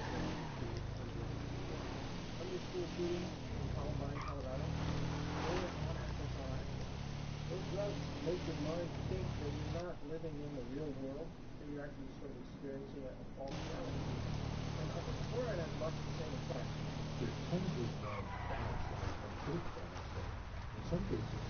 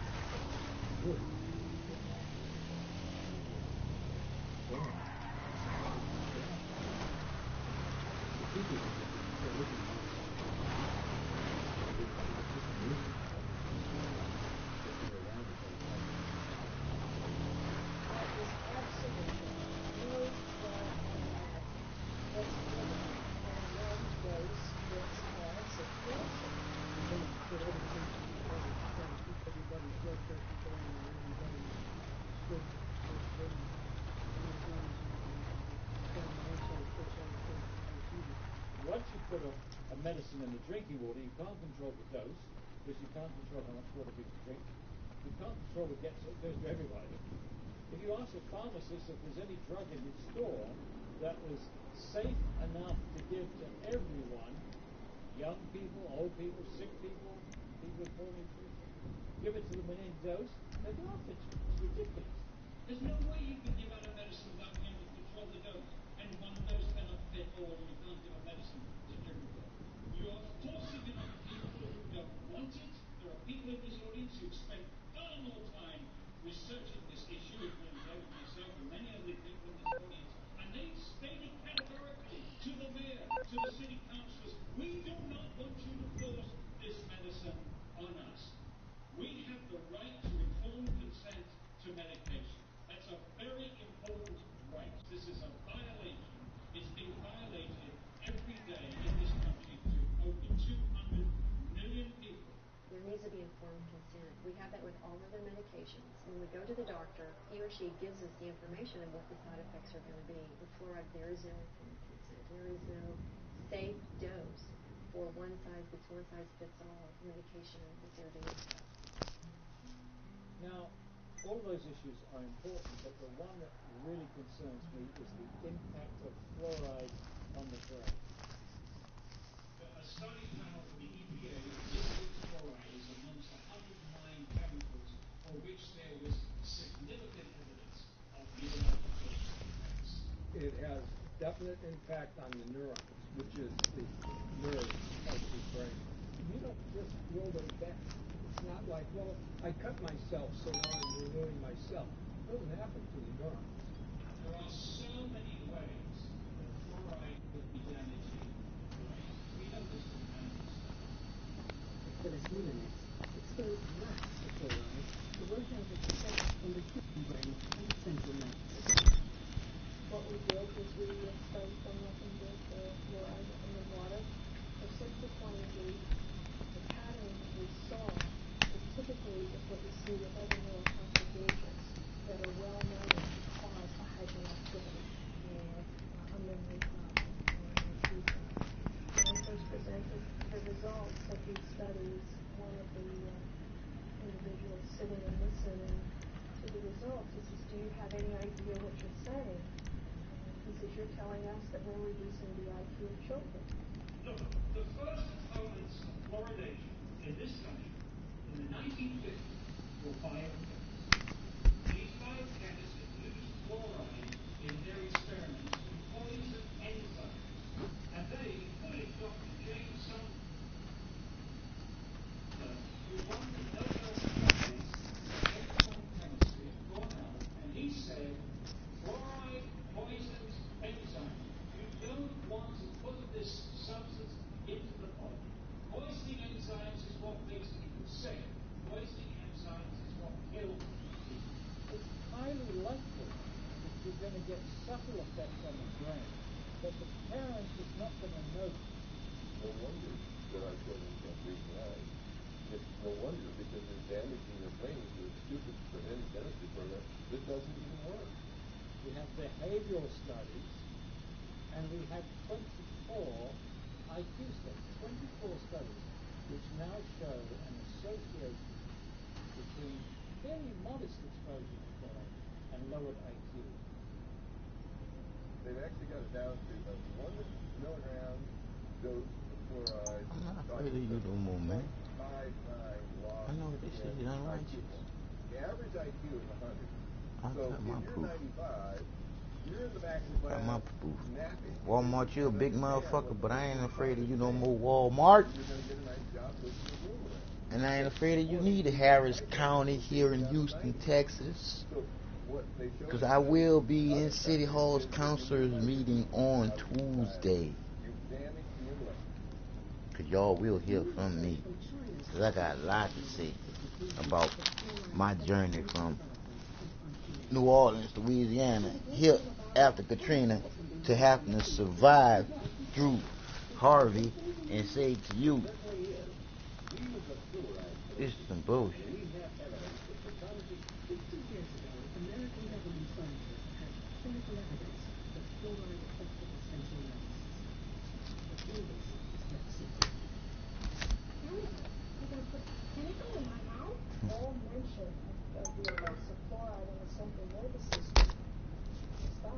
that boy said, you gonna put a chemical in my mouth? Was in the early 70s. That argument lasted about 10 years and it was finally proven. Yes, low levels of lead.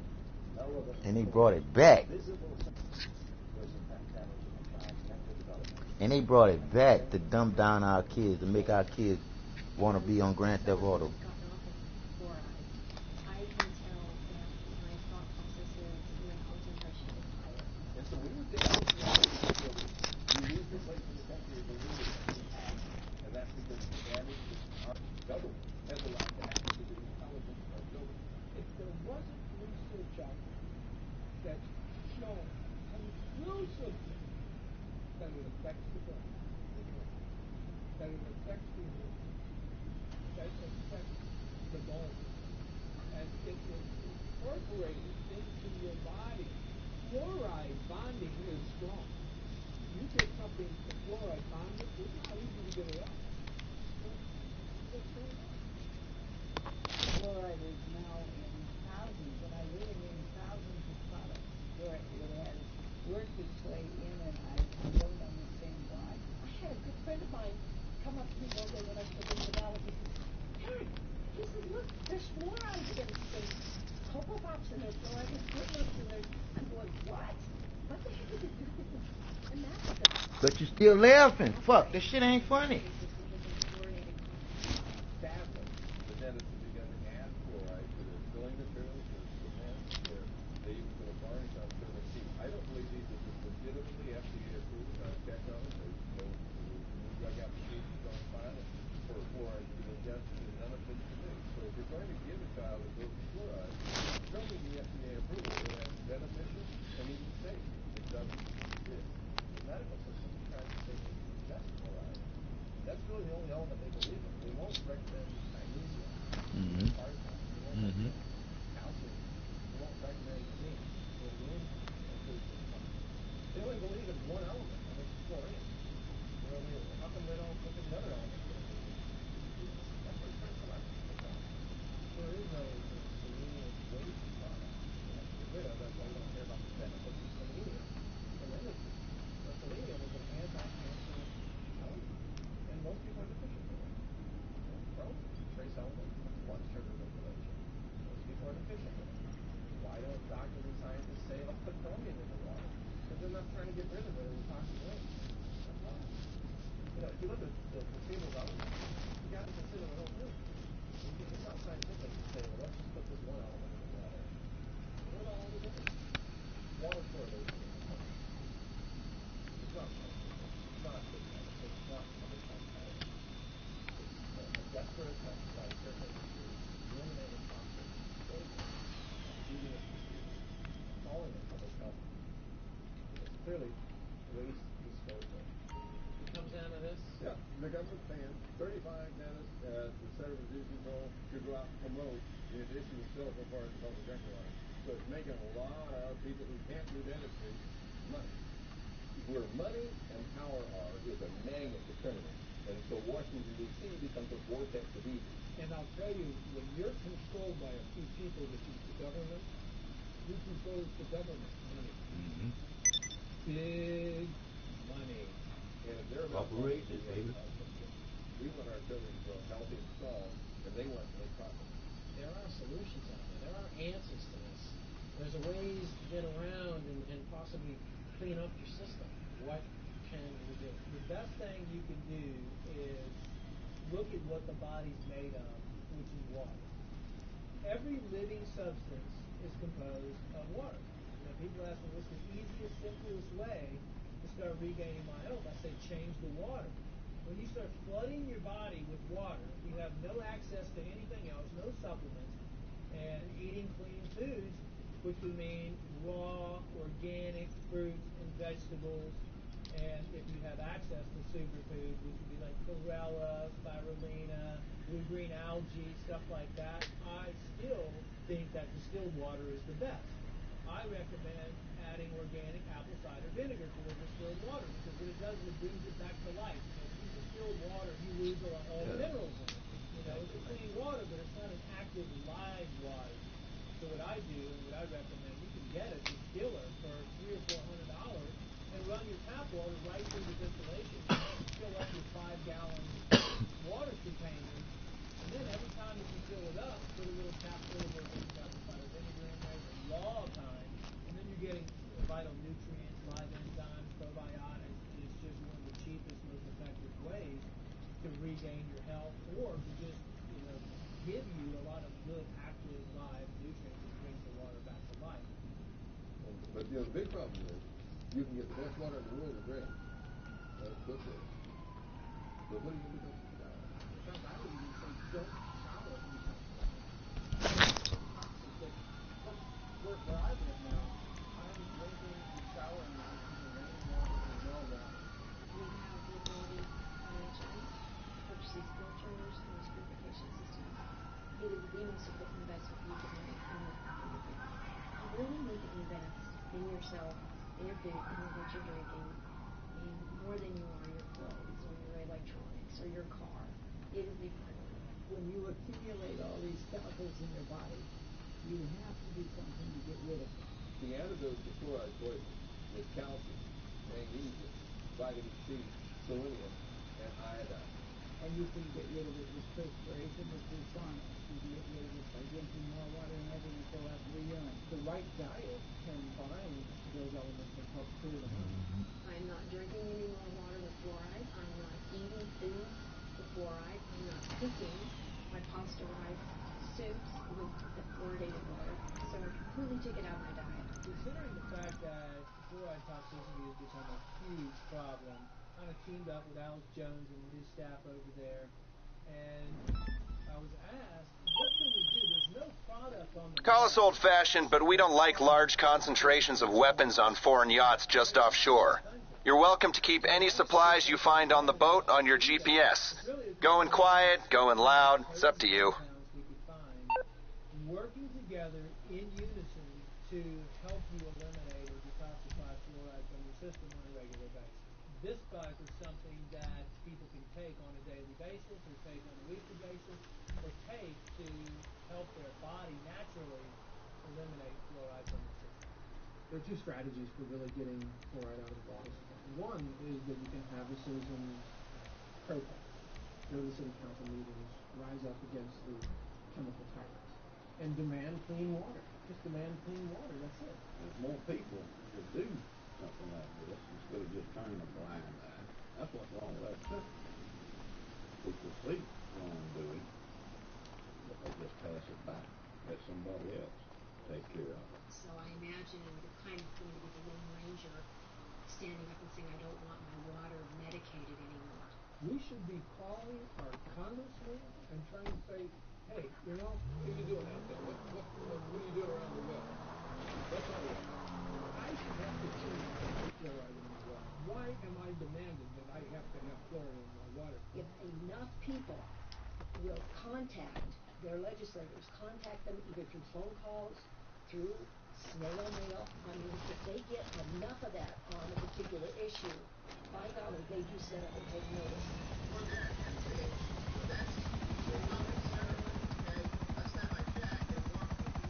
You've got to get a lot of people angry enough to go out and stand in the rain and tell the city council that you're not going to get elected if you don't do what we tell them. You're not going to keep those seats if they don't stop the poison or water. If you follow the democratic process, then this issue's already been solved. Unite, and let's make it happen. Because that's, I was thinking about it today. I was thinking about it today because I knew it from the moment. And I just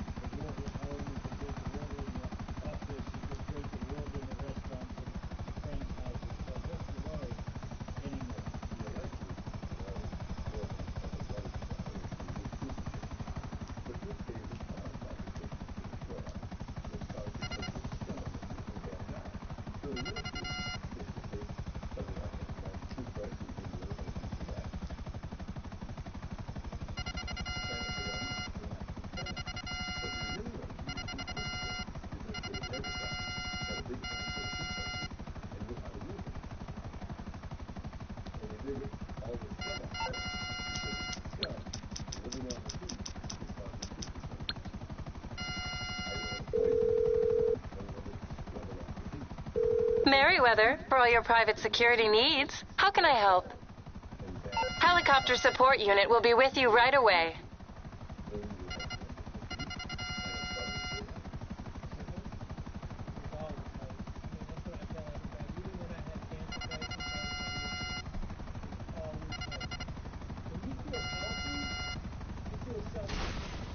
We got your back.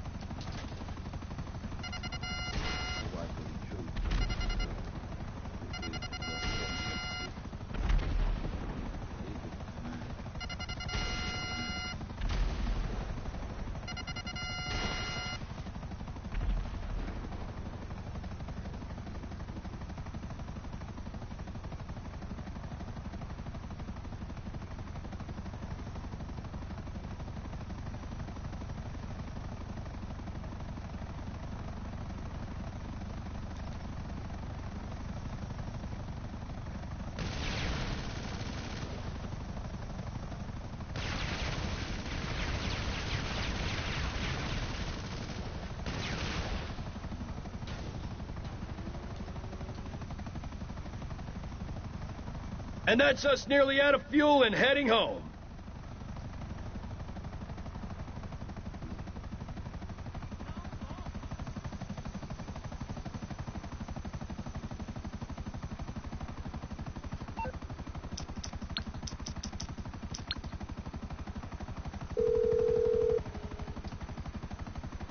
Hello, this is Pegasus Lifestyle Management. How can I help? Your beautiful new aircraft is waiting at our nearest airfield. We hope you're very happy, sir.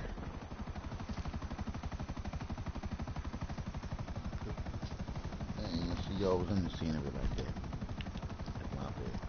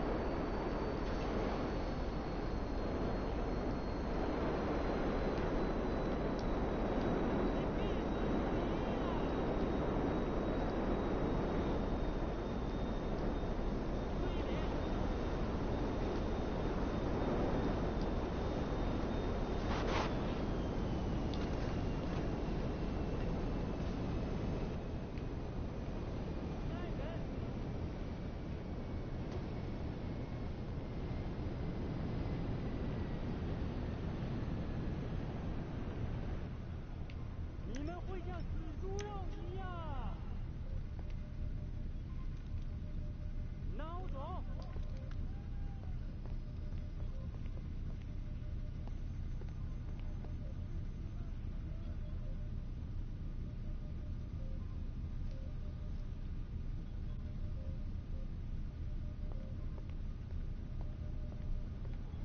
你死定了！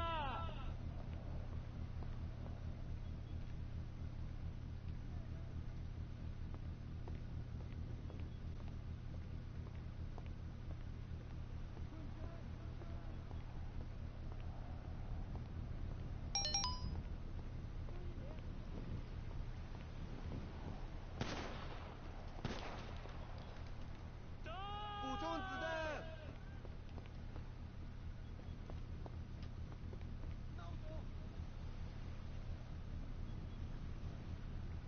你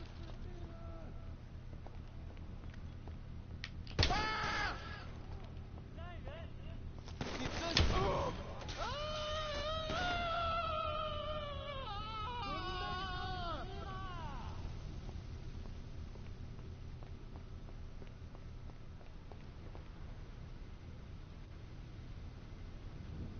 你去死吧！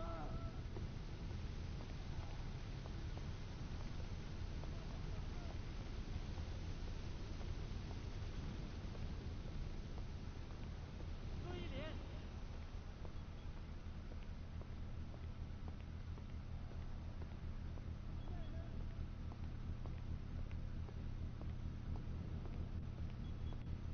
烂人！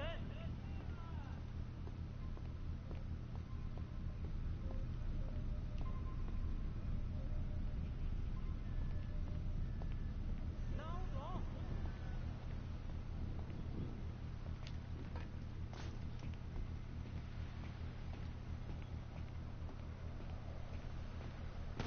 我抽子弹！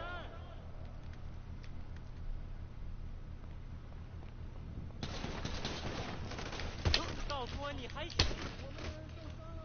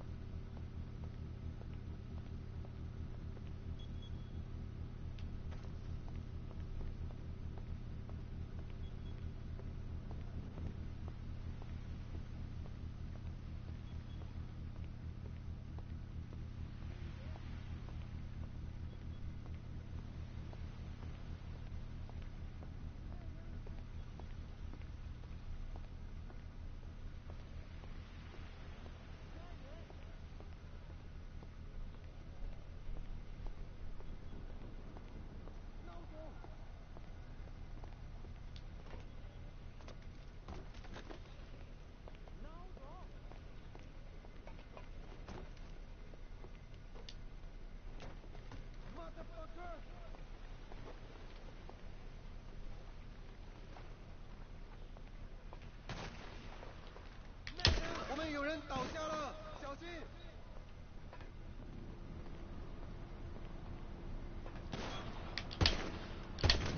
后退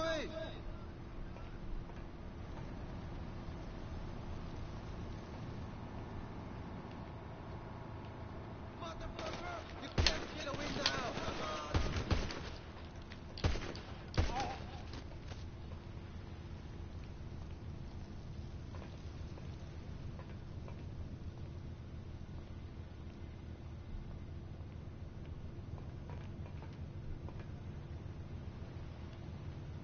孬种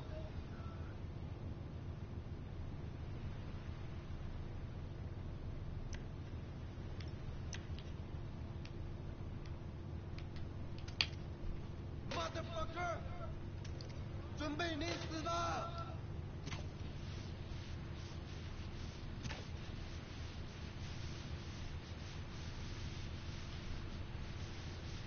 你一点荣誉心也没有！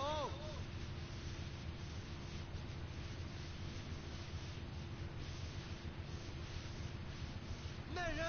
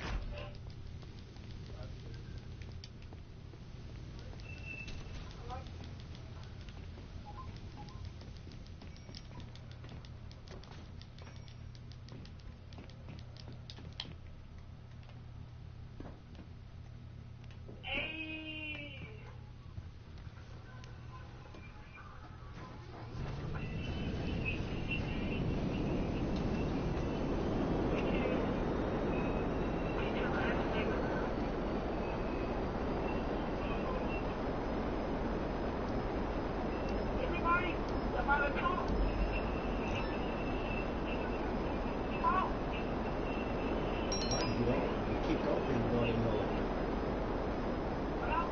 Nobody wanna be bullshitting with you.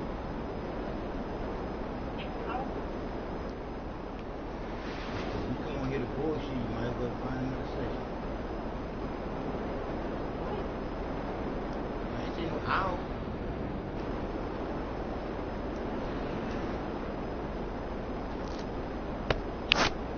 Peaceful session.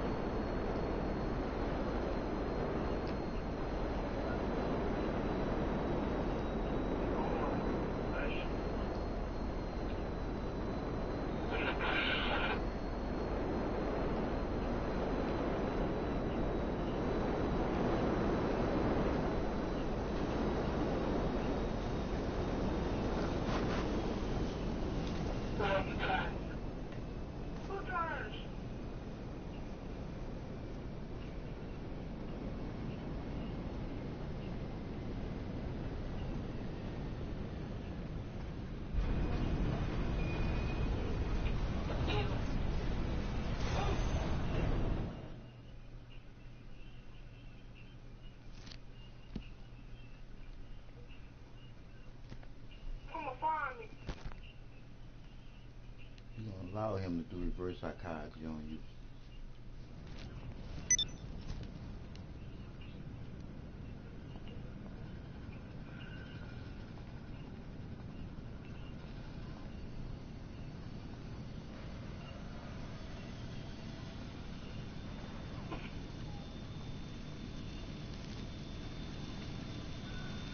That was flying. He was on top of the roof. Well done. Now the real work can get started in the lab.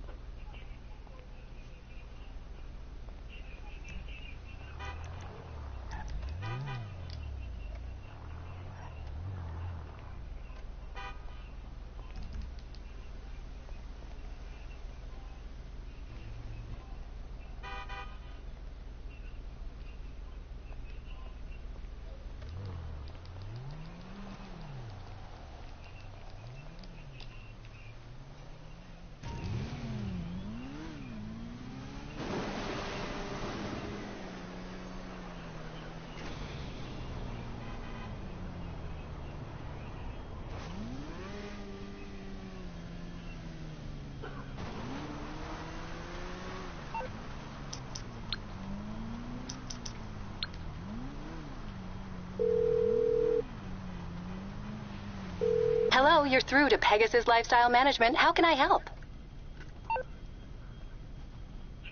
Great. So it's available for pickup at our nearest location, sir.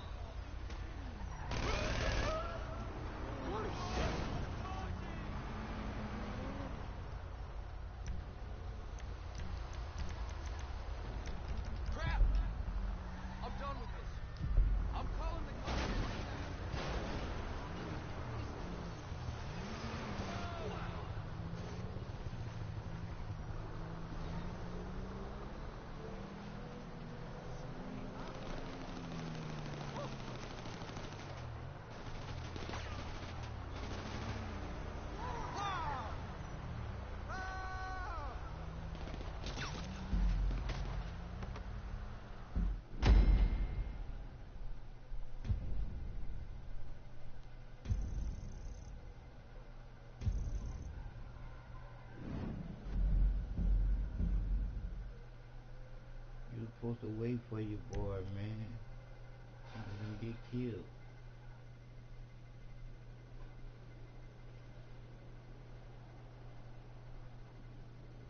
About 42 G's.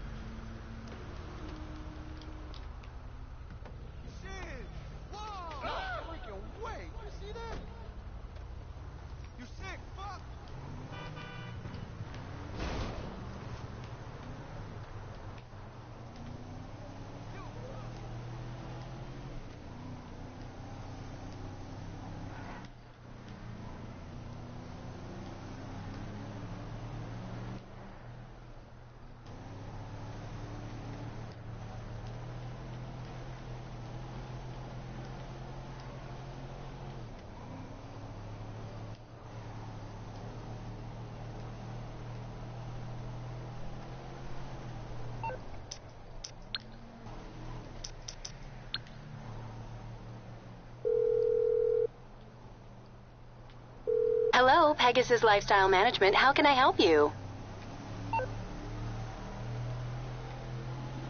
Thank you, sir. Your specialist vehicle is now ready for you at our nearest pickup station.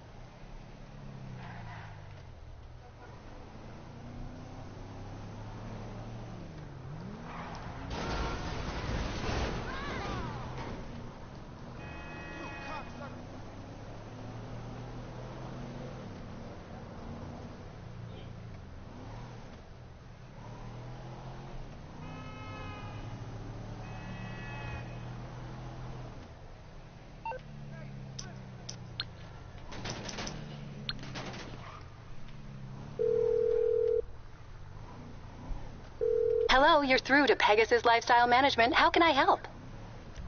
So your specialty vehicle is available for collection right now. We hope you're very happy, sir.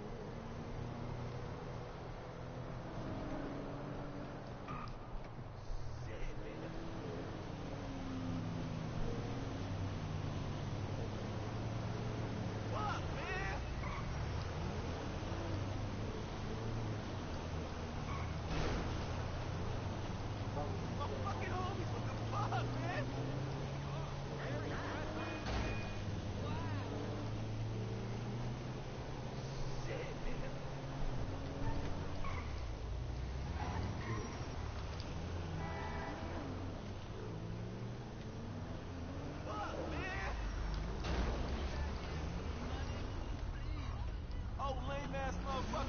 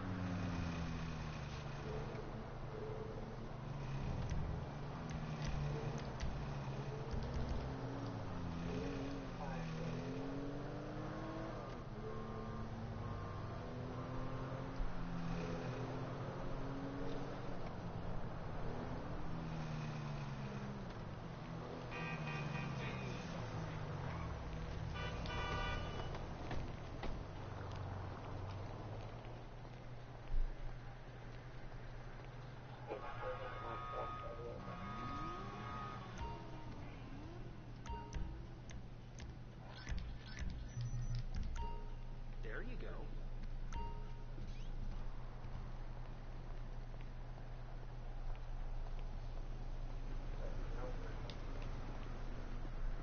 Yeah, but it doesn't let me do it. There's another contract here. Another contract already.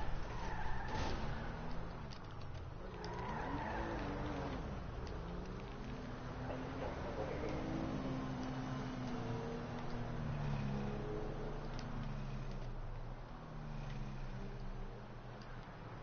Should tell me.